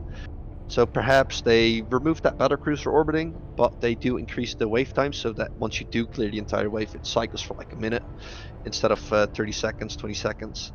And then just, balance it out a bit, because right now it just does feel really still when you're fleeting in one, hostiles don't show up, you're just sitting there for 30 minutes watching the battlecruiser go circle after circle. Yeah, and if there's no opposing faction, then it's kind of boring. It is kind of boring, and then in that occasion, it is nice that you're just watching the battlecruiser orbit and see the timer tick up quickly. But I think it's not really how the battlefield should be intended. I know a lot of people are going to say, "Tuan, what the fuck are you saying? Don't tell them that." But that's just my personal opinion. could be I a little don't bit more think- engaging. Yeah, and I think one Yeah. of the things though is that At the very least. there's a balance in faction warfare with the activities that happen in it. That how much are you having to focus on PvE, and how much are you Yeah. having to focus on getting ready for or preparing for PvP. PvP. Yeah, exactly. And it is Yeah. kind of in that spot right now where you have like a thing you need to do for your PvE, but it's not that hard. Get it down to one battle cruiser and Yeah. make it orbit one dude who's orbiting the button at very close. Yeah, and and send one hobgoblin. right, and you've got one, you got 3 people basically that are focused on doing that PvE activity that you can kind of set up, or maybe a little bit more if you Logi or something like that. You don't have the main guy being able to handle the rats by themselves or whatever. But then the rest of the fleet can all focus on that PvP.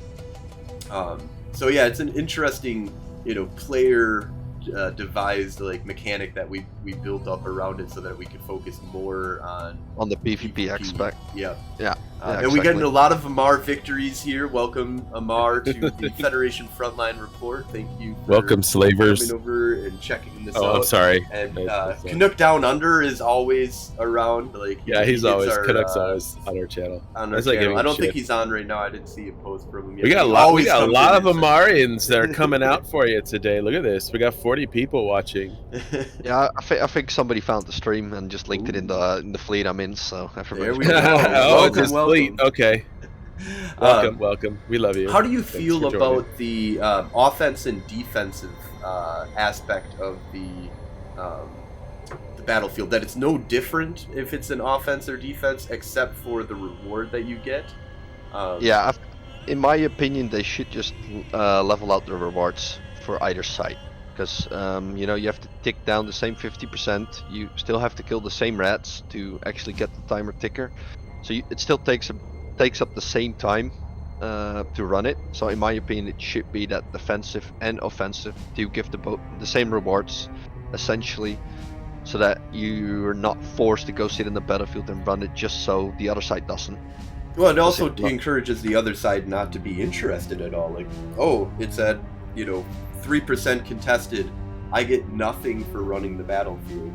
Yeah, so why finish it? So why even contest it? Why unless you're Yeah, looking exactly. just for the PvP aspect of it, which definitely is an encouragement. There's a bunch of dudes that we can form up against and try and fight. Yeah. Have you noticed a lot in the battlefields the opportunity for small groups to come into a larger group and just decimate? Because I see that a lot, where a pirate group or a small group will come in organized, and then there's 20, 30 disorganized militia guys. Half of them not on comms. I must say we don't actually both Amar Mill and Min Mill we seem to mostly form properly for the battlefields. So usually we're either in there in doctrine or a semi-organized kitchen sink. So we'll always at least have a certain ship type that is there, that even if those guys come in, they're going to be discouraged to come in. What we mostly occur is that they're going to be camping outside the battlefield with maledictions, garrises, and just try to Pirates catch like any to do that. stragglers. Yeah, the pirates like to do that, and they just wait for stragglers to not join comms and Yep. tackle them. And then the funny part is that once they get tackled, they suddenly know their ways to come very fast, and then they start yelling that they need help.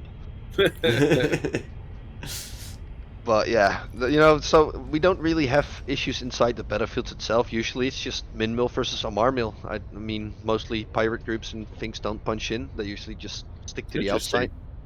There's a lot. I think maybe there's more. Maybe there's more pirate activity in Cal. We definitely have. I mean, we've got Tama nearby and stuff like that. Yeah. Well, it's Black Rise. It's Black Rise is very contested with a lot of pirates and stuff. But yeah, definitely, it's interesting because I think we've been getting better at it lately. But man, I just see so many times that We get hired now to do it. Well, so. that too. But 15, 20 people will be inside of the Plex, and half of them won't be on comms or anything. And then somebody will punch in with 5, 10 guys and just start decimating people around them. Where 90% of the people are like just freaking out, like, I don't know what to do here. We're I- ready I- for somebody to come in on us. I don't know how I haven't really looked. Let me quickly pull up your Warzone map. Mm. Yeah, so it looks like your front lines are, pretty spread out as well. Yep.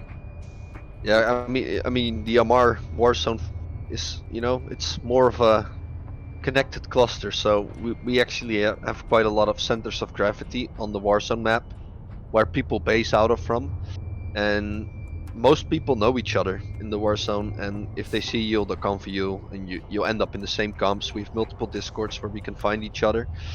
So we usually are always on comps and talking to each other, but we also do a lot of solo PvP. Everyone by himself, just running around and not mass stacking plexus. So it really just comes down like yesterday we had a really long grind for Azure. We started in the morning and we finished it this morning. So yeah, that was a long grind with a lot of effort of everybody, and we kept committing. So I mean we seem to be pretty well organized, but the same goes for Minmill. They seem to be well organized as well. If they ping, they get a full fleet pretty quickly. We do the same, and we clash full fleet versus full fleet quite often. That's awesome. So tell us a little bit about why you're running for CSM. Well, it's mostly because in the previous years I've seen that there's not, it took a lot of years to get FW space the love that it deserved. And I remember how it was when I started out. It was pretty unforgiving, and there wasn't a lot of information still, and it was all small groups running around the place. And now with the recent changes, it's more about working together.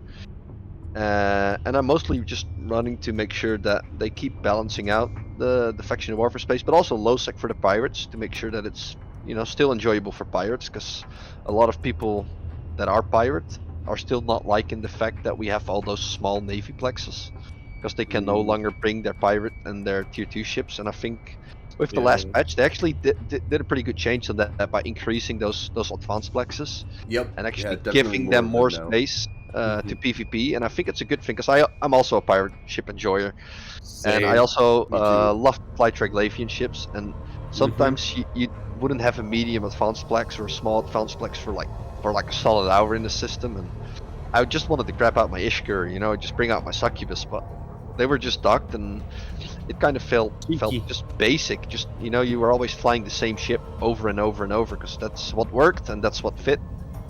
And I think now that the advanced plexes have increased, also the diversity between the ships themselves has increased inside the plexes. So they're good on the way, and they keep changing things, and I just want to keep making sure that that stays that way and that it doesn't change.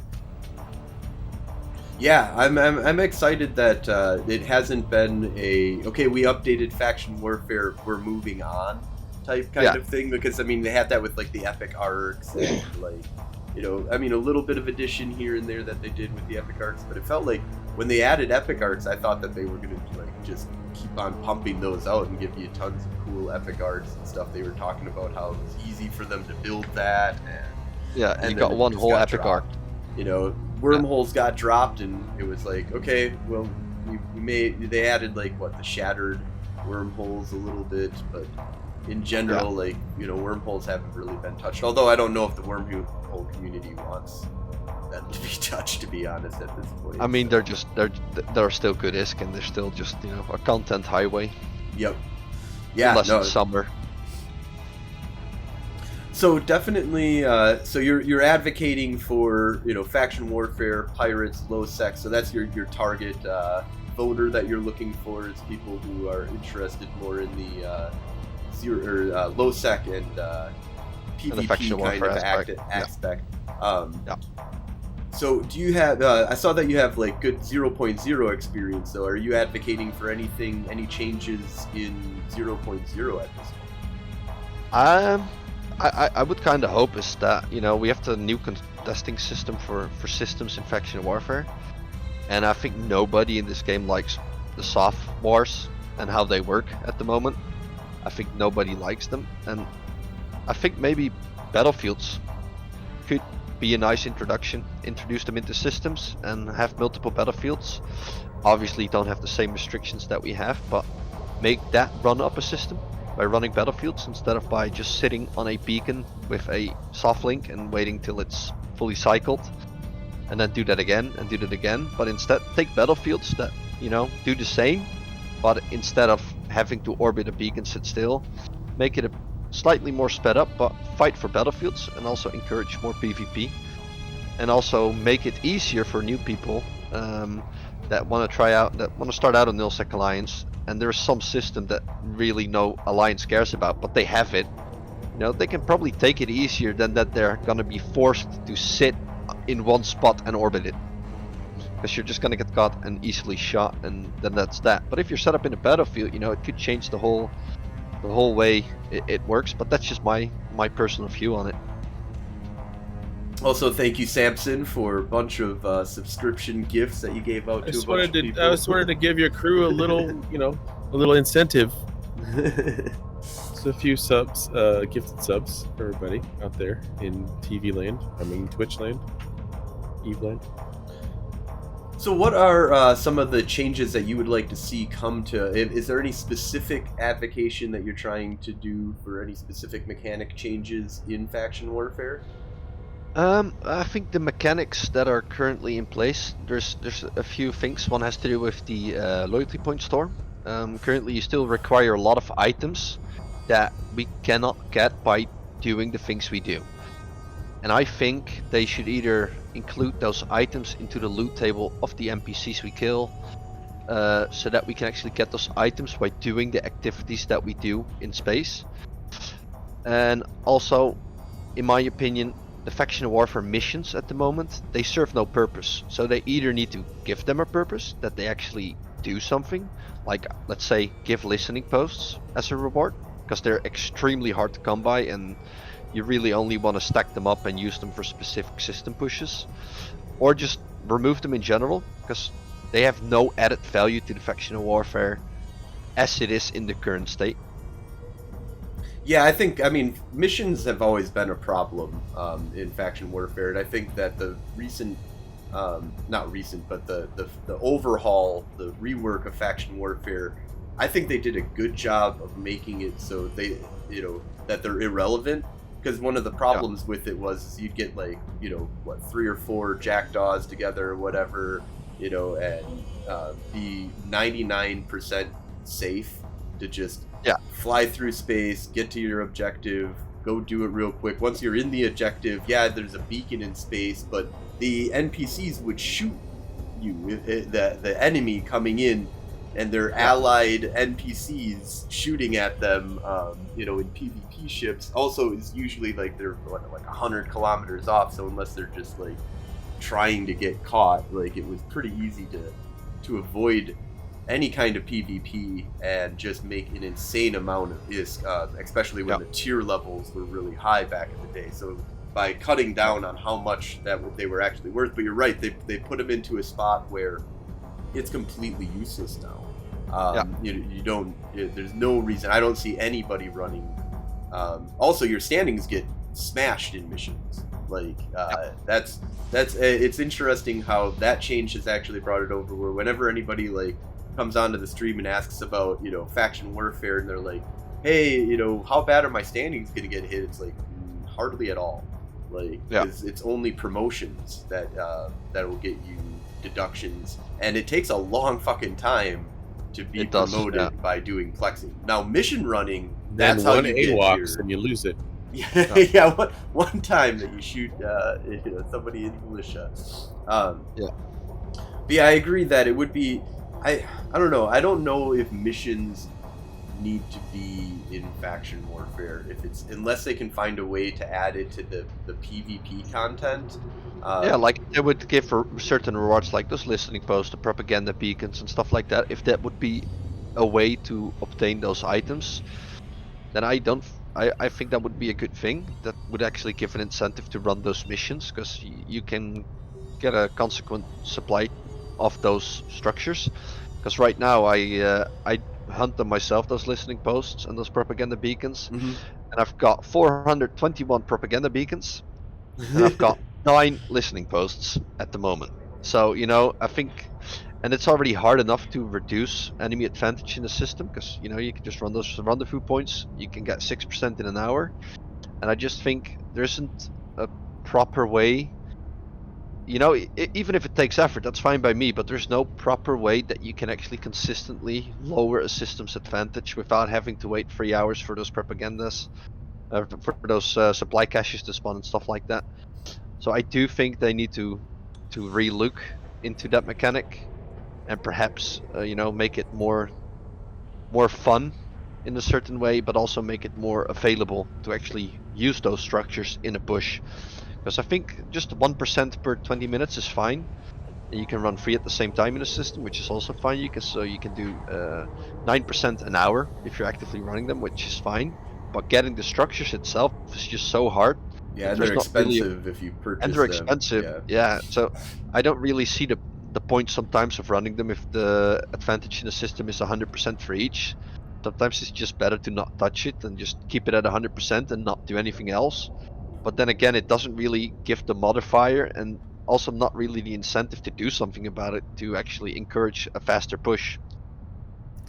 Yeah, and that's a important topic that has come up is what do you do once both sides have maxed out a system's advantage? You know, what would you like to see the CCP bring to the CSM as an idea to Well, there's two combat things that? how I look at it. There's one thing is where they, you know, right now a battlefield gives 15% advantage. I could see value in reducing it to it giving 7.5%, but it also removing 7.5% from your hostile faction. I So like that. even if you're both at 100%, you can reduce the enemy's advantage by 7.5% per battlefield. It's not huge, but you know, you got 7.5, you remove 7.5. So even if it's 100%, you can still reduce the enemy advantage that way, and then you get an extra way of doing it, which in the end is gonna make those battlefields more important for everyone, which means you're gonna have to farm for them and you're gonna have to take them, and you can't just let them go. Unless you want to lose the system, obviously, then you just dock up and log off. But that's what I think would be a good solution. I like that. That's pretty good. Um, what do you feel about the in faction warfare right now? We have no real incentive to take space unless you want to live there. So the side Yeah. that has, and I don't know if Amar and Mimitar are having this as big of an issue with this, but Galente and Caldari, it definitely is very obvious that the Galente don't give a fuck about system ownership unless Yeah. they're physically living there and they have assets that they want to have access to. Yeah. There is. I take it back a little bit. There are some Galente that want to get involved in it, but there's just nothing incentivizing us to actually own a bunch of space. The specific spots are like Fleet, Haydeles, and even Haydeles at this point, and Fleet, if they flip over to the enemy, we always have docking access. Yeah, So that's something I actually have a problem with as well. With maintaining that permanent docking access. I you know, I can see the importance of always having a front line. That you're not, when somebody suddenly takes a whole war zone, that you're locked out. That sorry, everything's rear guard. Good luck. You're just gonna have to plex one up very, very slowly. So I can see that, but you know, we have quite a few systems because we had a corporation from in the US time zone of the MR mill. They were the first corporation to actually take a rear guard system, flex it up to 100% and flip it, which was Todi Frown, and they assaulted it from Kaldari space. And they took the entire pocket, and the Kaldari system is still good, but the thing is, you have 3 systems in there that connect to a Minmatar high sec, so they will always remain frontline. So there's no real way to, you know, to secure a siege from a certain position, because they'll always have a front line that will keep accessible for them. And I think they should maybe look into either reducing the amount of permanent front lines from those systems and maybe have like 1 or 2 from the main systems that you can just keep in mind. And then, you know, that way actually allow you to keep a certain part of space without them just being able to run into your back door and then just sit there for a few days and then, oh shit, it's 50%, and I'm gonna have to sit there for 4 days and deplex all the opens and all the larges that spawn to just get it below an acceptable level again. Okay, yeah, that makes sense. Interesting. Do you have any thoughts on owning lots of space? Do you think they should like? We had a suggestion that came from who was that? Iana, Iain 187 said, "Hot take. Now there are front lines and little rear guard bots, which actually is they took out the rear guard bots. I thought that update recently was really important. Yeah, That definitely. you should not be getting shit for LP. I thought that they were when they first released it. I thought they were gonna make it like hardly anything for a rear guard, and they were like, it was at like 50% or something like that reduction from normal. Yeah. But now it's like nothing basically. It's 0.01, I think. Yeah, you there we literally go. That's what you it should have literally- been since the You beginning. literally get 25 LP or something, which is just fine. But yeah, so 187 said that in rear guard, or now that that's kind of taken care of, do you think they should bring back like the tiers to incentivize owning more of the Warzone, or is there any ideas that you have on what should happen when you own 80% of the Warzone? Is that it? So I Good think the tier system was broken in the sense that, yes, nice, now I get 100k LP, let's say, but it's still worth the same as the 40k LP, but you're just getting 100k, so your wallet's filling up faster, so you can you can stack up. So I don't think the tier system itself would be a good thing, but I do think there's certain other things that they could introduce, like they invented this amazing shipcaster, and I think the idea is great, but the execution is just nobody builds them because there's just no point. Because nice, you have we couldn't pick the system that the shipcaster came in, which is okay, but put it in Amar, the capital. Just a thing. Put the Mimitar one in Hack, their capital. Do the same for Godari. Do the same for Galente. Put them in their capital, and then allow them to depart from there, which is also gonna make it easier for people that are new to the game. Okay, nice. You're in Amar. You can just take the shipcaster, pick one of the systems you want to go to, and poof, and you go.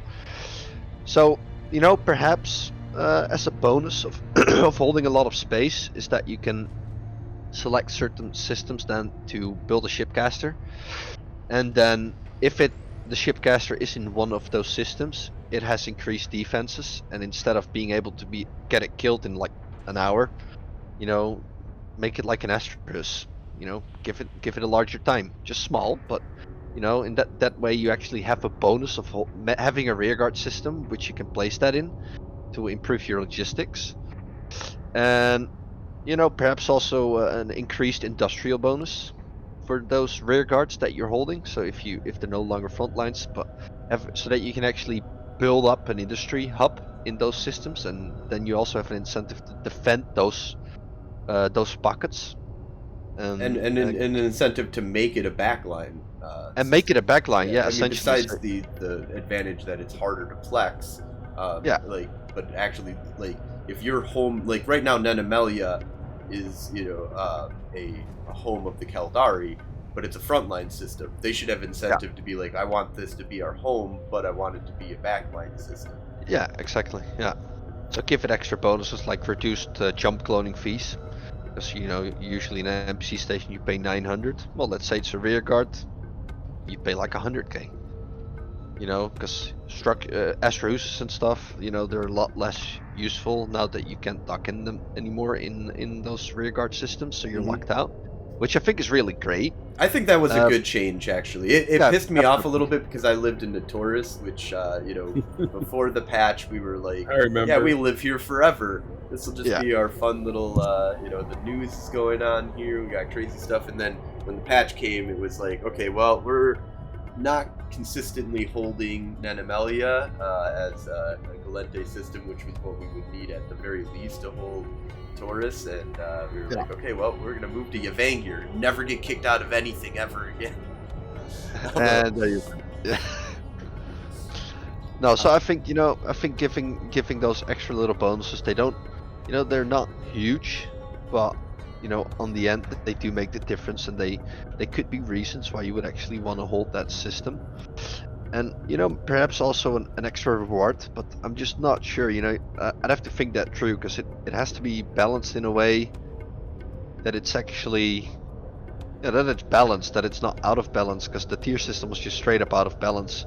Nice. Well, you're in yeah, tier it caused 5. the pendulum swing, and it was the pendulum swing of like, okay, the botters and the people farming this system for ISK, what they're doing is they go to 1, boost it up really, so that you get like tier 4, tier 5, do that for a couple of months or whatever, save up an insane amount of LP, switch over to the other side, boost their side up, so now your LP actually is harder to get.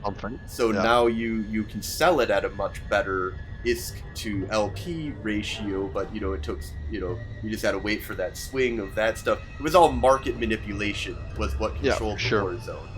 And now we don't have that.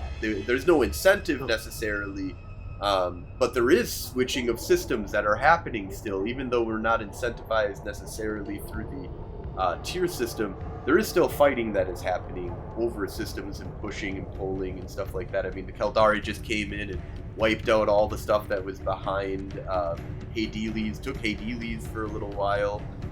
We pushed them out, got all those systems back, and then we took like the northern section for a little while, where their shipcaster or their special gate that they had. So there's still fighting going on, but it's definitely not about this weird market mechanics. And anything that incentivizes, like, you get more ISK or LP or whatever, you get a bonus to your ISK making ability on one side that's winning, is just going to force it so that you push that as hard as you can, and then you switch it over to the other side, so that, because then their items become less worth when you're, dominating. Or more worth, they're worth more or whatever. And I think that's been pretty well executed with this new patch, because LP, of course, sometimes it goes down, but I think it's pretty stable between 700 and 1.1k ISK per LP at the moment. Mm-hmm. Yep, that sounds about right. Yeah, and I think that's a good trade value. Yeah, and that's a lot of ISK for. I mean, the one thing is, like, a newbie, 10-day-old, newbie in this game can start running some novice plexes, or whatever they're called now. What are they called? Scouts. Yeah, the scouts. The scouts. Scout. Yeah. Even a small. They can easily run those. They don't need that much crazy DPS. They can kind of maybe get some PvP in. But ISK-wise, actually, as long as you know how to use the LP store, which a 10-day-old does have probably the hardest time understanding what the fuck to do with their LP. There is a suggestion from Yas, who said it should be possible to buy blue loot with LP, so new players can easily convert LP to ISK without having to pay a lot of ISK up front. How do you feel about changes to, like, the LP store? It is the suggestion that was just called for. That's something I've been thinking about myself as well. The thing is to prevent from just people using that as their main source of income, just buying blue loot and instantly selling it, so you have a fixed rate. It should be a lower rate, but a convenience rate. So let's say 400 or 500k ISK per LP. So you don't have to worry about going through, but not so that people like me who can stack up like 100 million LP. Oh, nice! Now I can just sell it for 1k ISK per LP as blue loot, and I just buy it all out and I sell it. Nice! Now I have 100 billion. And I think that has to be guarded, but I think definitely, or maybe put a limit on it. You can sell X. You can buy X amount of blue loot a month. So let's say you can buy 1 billion of that blue loot each month, so that a new player can consistently have 1 billion of income. And then it's also something that if it were to be introduced, it would probably have to be adjusted a few times to make sure it fits in with the market, and so that it doesn't destabilize it, that everybody uses it and then suddenly blueprints go over 2k ISK per LP. Just because everybody's just buying the blue loot because it's easy, you don't have to find a buyer and a seller. So yeah, I think that's something you have to be careful with. But I think definitely for new people, the LP store is still confusing for me. And I've been playing for a long time, and even when I opened the LP store, I was like, I want to get these Imperial Navy 400mm steel plate blueprint, and I'm like, the fuck, what is that? And then you're trying to work out half an hour whether it's actually worth buying those PPCs or if you're just better off buying the Imperial plates right off the market. Right. Yeah. Trade in something else, and Yeah, and I then think a just buy. simplifying of the LP store is in order. Like Yeah, right now, there's a bunch of data because I feel like data cores are probably the closest to what we have to Blue Loot quick exchange. yeah, Right yeah, pretty now, much. the problem is that there's like 4 or 5 of them, and only one of them actually makes you a profit. The other Yeah. will actually get you into the negative in the amount of money that you actually have to spend up front to get the. And so that just is a confusing thing for any Yeah. kind of newbie, that they have to go out and do market research now on something. No, I agree, and especially if you're 10 days old, you have no clue what the fuck you're doing. And I think in that case, in that the part in our corp, we do buyback, and we have a few Mhm. guys that are actually actively buying up the LP, also from the new guys, and it does make it a lot easier now. It has to be There has to be trust, of course, because you have to donate it to the corp or to a specific corp. Mhm. So it does involve trust. I think maybe to make buyback for corps easier and also for selling LP easier if you don't know what to do with it. I think it would also be a good thing if you could contract LP instead of donate it only. So that if you're a new bro and you have somebody that wants to just buy your LP and doesn't want to be, but just maybe wants to invest in the LP, allow you to contract the LP to somebody so that you're not having to worry about a guy. Yeah, sure, yeah, I'll take your million LP. You send it to him, and then you just close the convo, and oh, the 10 day old guy suddenly has 0 LP and no ISK.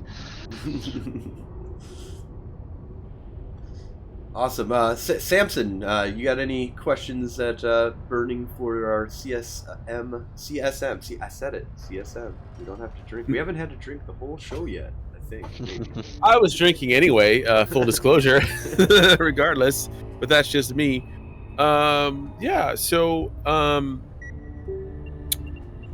maybe you could tell the listeners if there's anything you haven't covered already of why they should vote for you as CSM.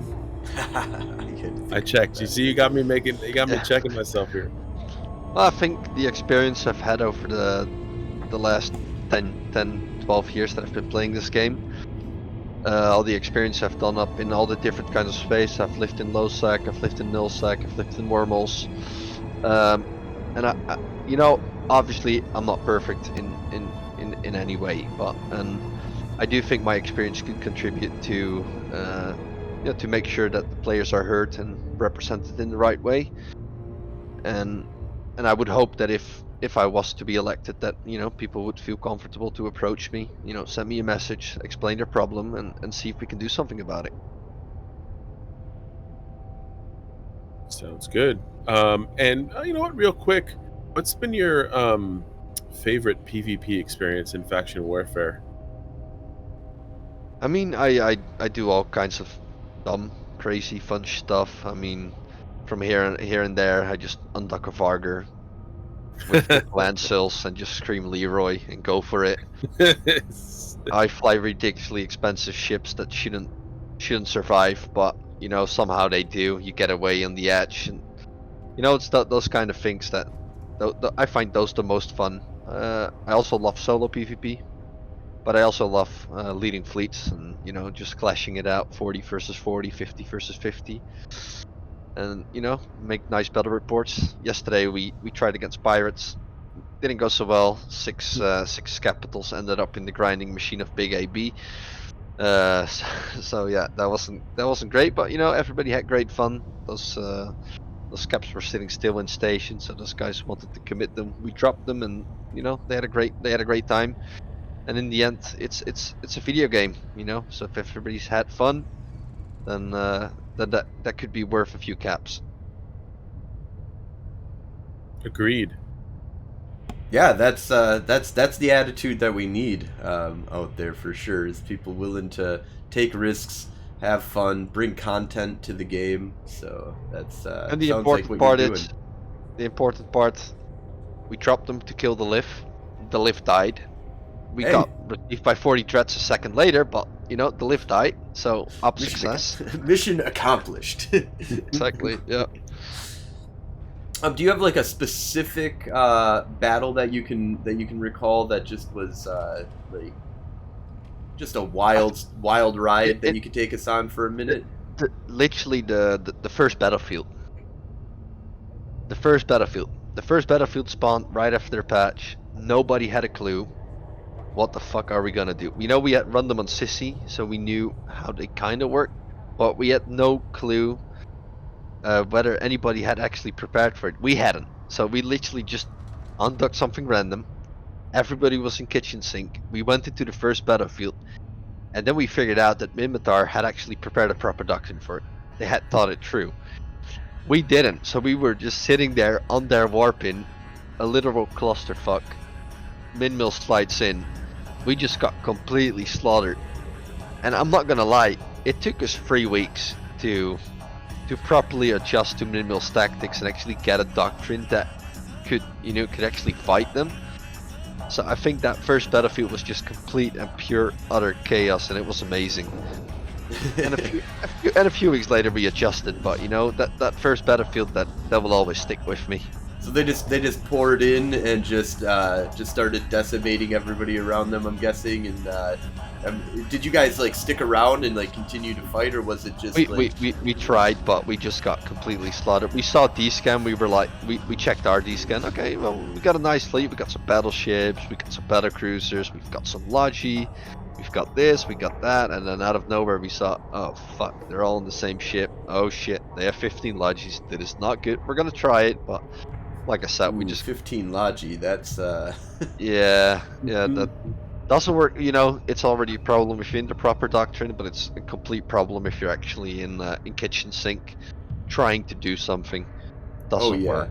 Well, actually, that brings up a thought that I had. And I haven't heard people bitching about it as much lately. But when the patch, when the expansion came out, Faction Warfare got totally revamped, and Tech 2 Logi could no longer be used reliably in Faction Warfare. At first, people were really pissed off about that because they were like, "Well, now how am I going to take my 7 dudes and put Tech 2 Logi behind it, and then go into a group of 10 guys or 100 guys or whatever, and they're like, okay, well, now the overpowered tool that we had of T2 Logi is out. I find it really interesting personally that I like that T1 Logi is being really heavily used. You can kill it even when they have a large amount of T, as long as you have the alpha to like really just barrel through and then switch targets. You start doing a little bit of target switching, and you can still overcome, especially since they're T1 ships, it's easy to blow them up. So, even with a lot of reps on them, if you switch up targets, you're going to be able to kill. How do you feel about the removal of T2 Logi ships from everything? I think the removal of Tier 2 Logi is a good thing, because even if you're fighting, it actually means that if you have the DPS, the Logi will slow it down, but you will still kill stuff. So you actually be fighting over something, and you'll lose ships, as simple as that. So ISK has to flow, and I think that also makes it so that engagements are actually worthwhile. 'Cause nobody enjoys sliding into a battlefield. Oh, they have 15 Guardians, we have 15 Guardians.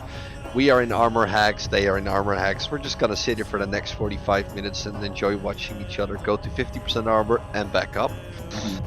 And now actually in fights, people die, which is a good change.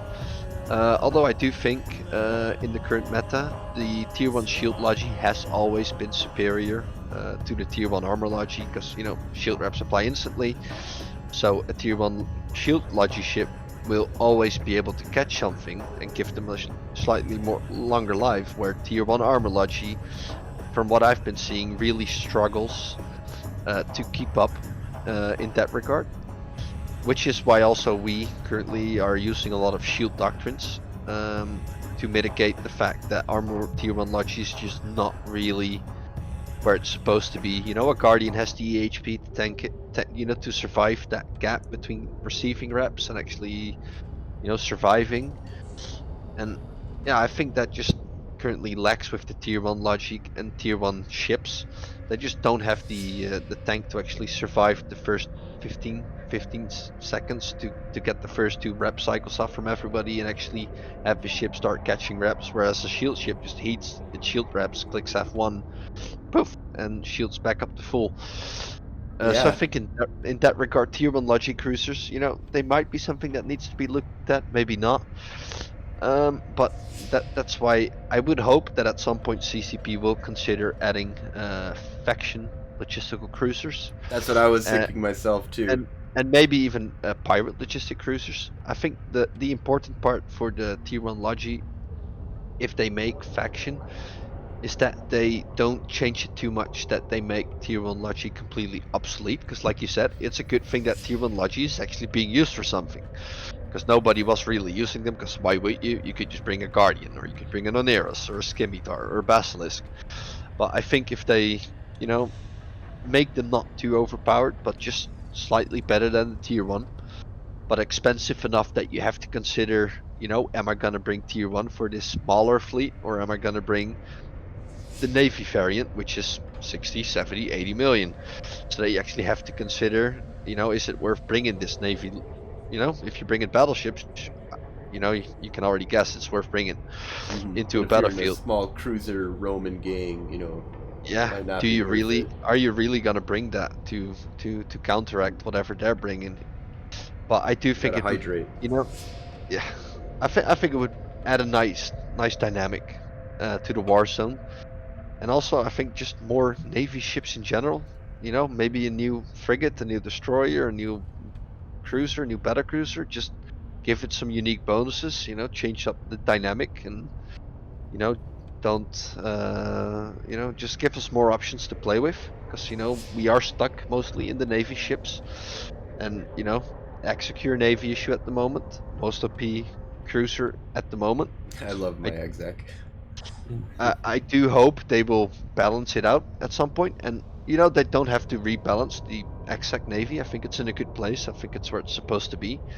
I do think that all the other navy cruisers in some regard are lacking behind in stats, and I do think they also deserve a little love to put them back up to par with the exec navy. But that's also just my personal opinion. Yeah, no, I definitely see the exec is really powerful.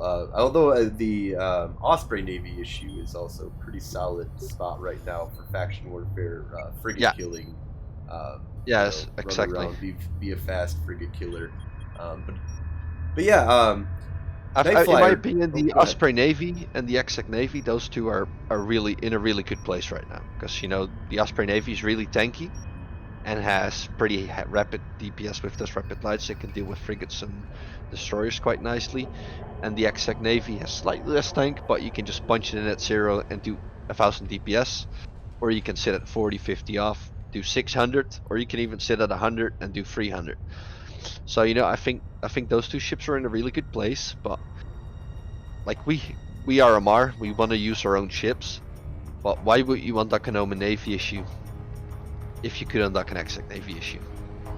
There's That's just no kind of point. funny actually. My alliance uses Omen Navy issues quite a bit actually.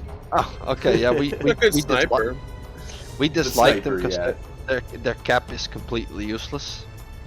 I've seen Yeah. I've seen an incursus with a large blaster that has better cap effectiveness than an Omen Navy issue. So and I think that's where Amar struggles, and I think for Mimitar, their Navy cruisers, they're really tanky, but they're also lagging behind in some regard, and the same goes for the not the Exec Navy. How's the other thing called? Vexer. The Vexer Navy issue. They removed its those last 2 heavy drones, which I think it didn't deserve that they took those away, because I think it actually gave you a reason to fly VNI, and I think now it's just an under DPS ship, and it can't really fit great tank either.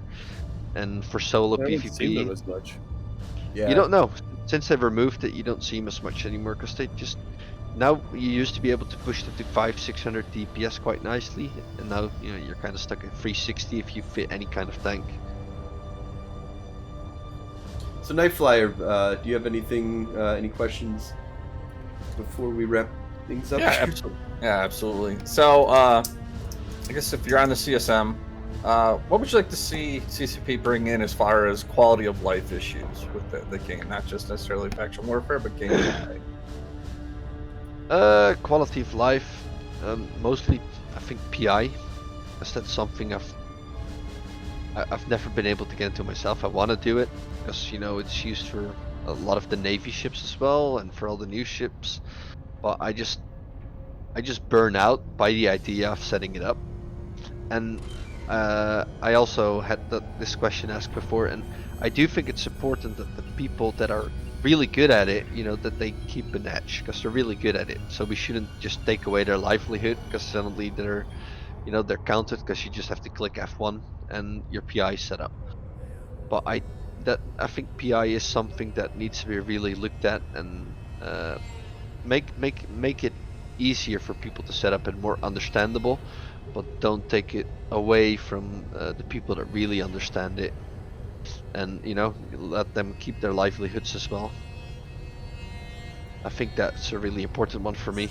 Yeah, PI definitely needs some massaging. I do PI quite often. I actually just revamped my whole setup, so yeah, I've got a whole list of notes on things on that. But what about something like character name changes? Would that be something that you would support, and if so, what caveats would you like to see with that? I don't. Yeah, I think it's a hard one, because every character in Eve, once it's created, it lives through its own journey, and people remember that name. And I think that if you start allowing people to start changing their names, it takes away the character out of the character, So once a character is created, it's got its own journey, it's got its own history, and I think by changing the name, you slice into that history, and I think that's something in Eve that is really important for a lot of people.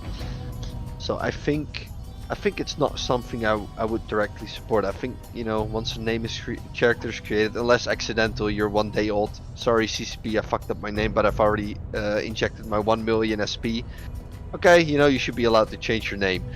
But I think for a veteran, after all those years of playing with a character, I don't think it's pretty good being able to change your name, because your character has a history, and I think that history should stay with the name.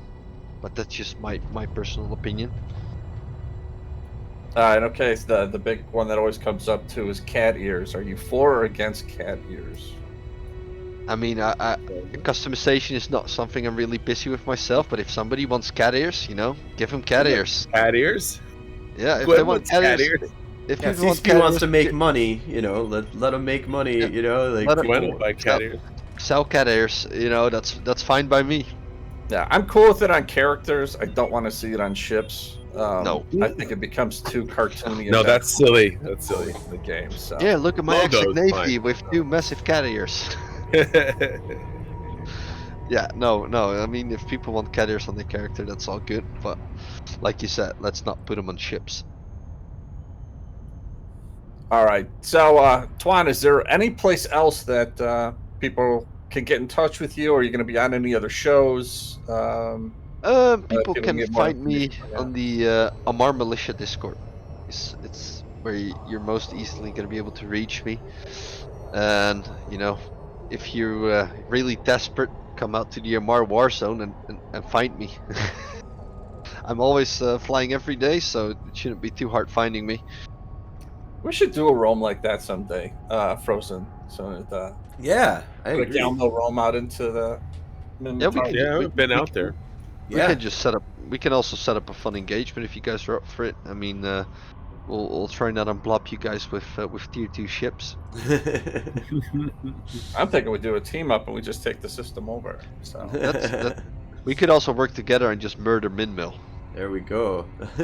Now that's a possibility. I mean, Gwen I'm is technically a Mar, so there we go. I mean, See? I always say the same with Minmatar. Technically, there are Mars ships because we own Minmatar, so you know their tech is our tech. No shame in flying Minmatar ships as a Mar. We do it all the time. We fly Hurricanes and we fly Ruptures. they're just more rusty. Yeah, exactly. Just gotta wipe it off sometimes. Maybe put some paint thinner on it.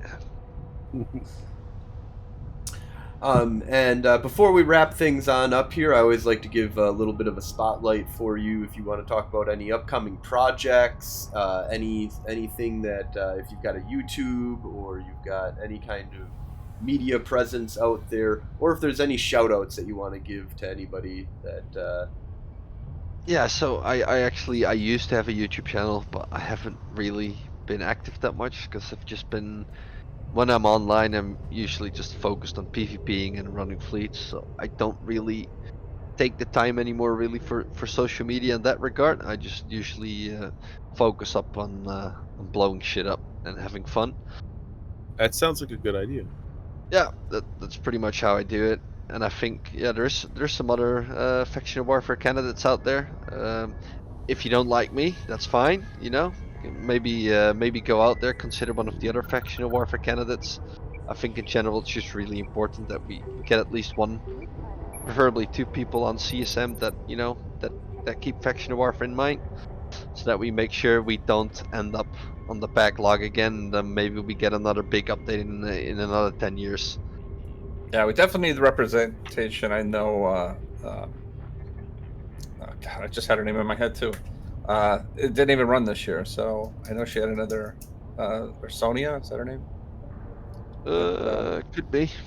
Yeah, she was the faction warfare one for the last like 2 yeah, years. we definitely need an advocate on the scene for Yeah. sure, and especially with all the obviously, changes that just happened. I mean, I'm not sure whether you guys knew, but when we were sieging for Aga, we were actually the busiest. Aga was the busiest system in EVE for like a solid 2 months. I heard we had about that. Yep. We had more than 14 to 3,000 ships die a day. It was just a constant slaughter fest of cruisers versus cruisers, battle cruisers versus battle cruisers. I mean, there was not a system in EVE where there was more ships dying than there was in Aga.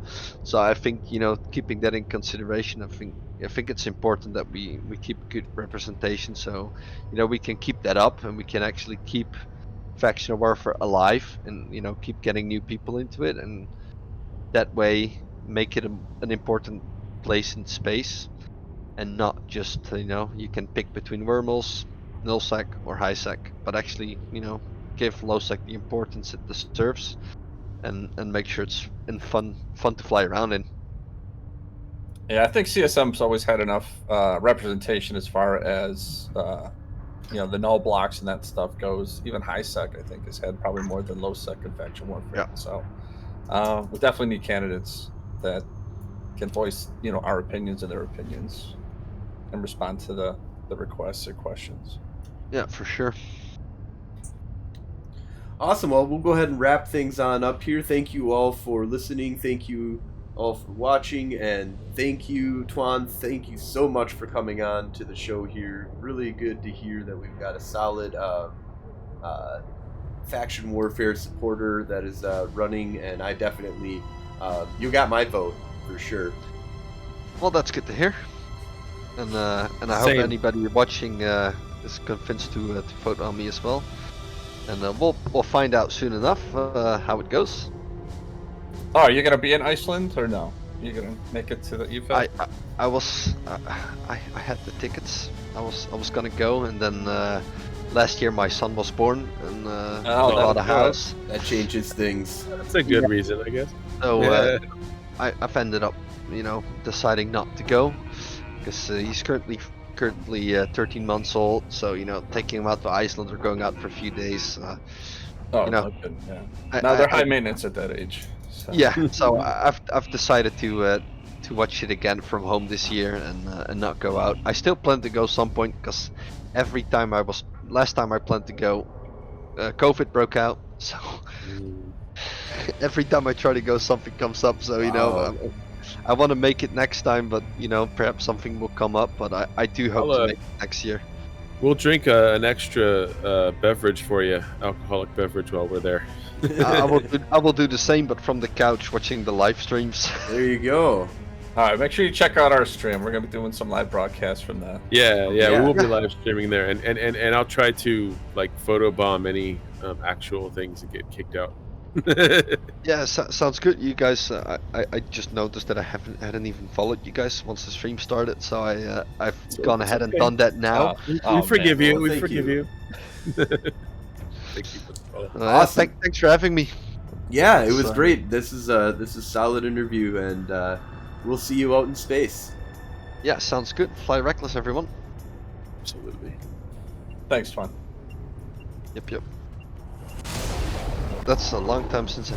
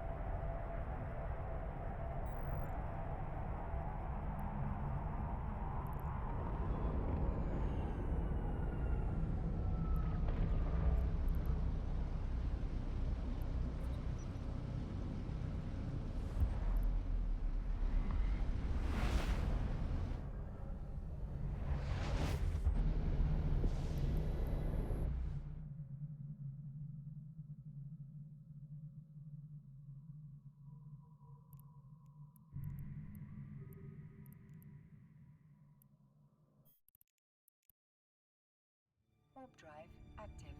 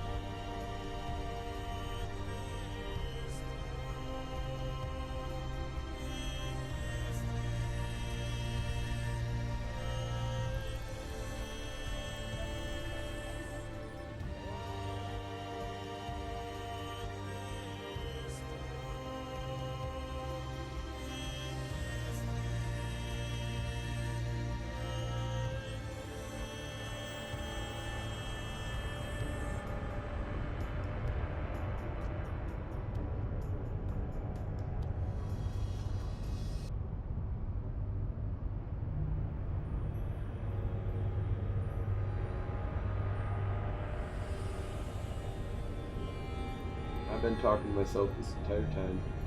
Sad. Thank you. We are gonna wrap things on up. That was me just being stupid and just hoping that I could get underneath his guns, but he had a web. And that made it a little bit tougher. So that's okay. But we'll wrap it on up here. But we'll be back in 1 hour to do another CMS interview, and then continue on to see what we can find, what trouble we can get up to out there. So thank you for watching, and we'll be back in about an hour.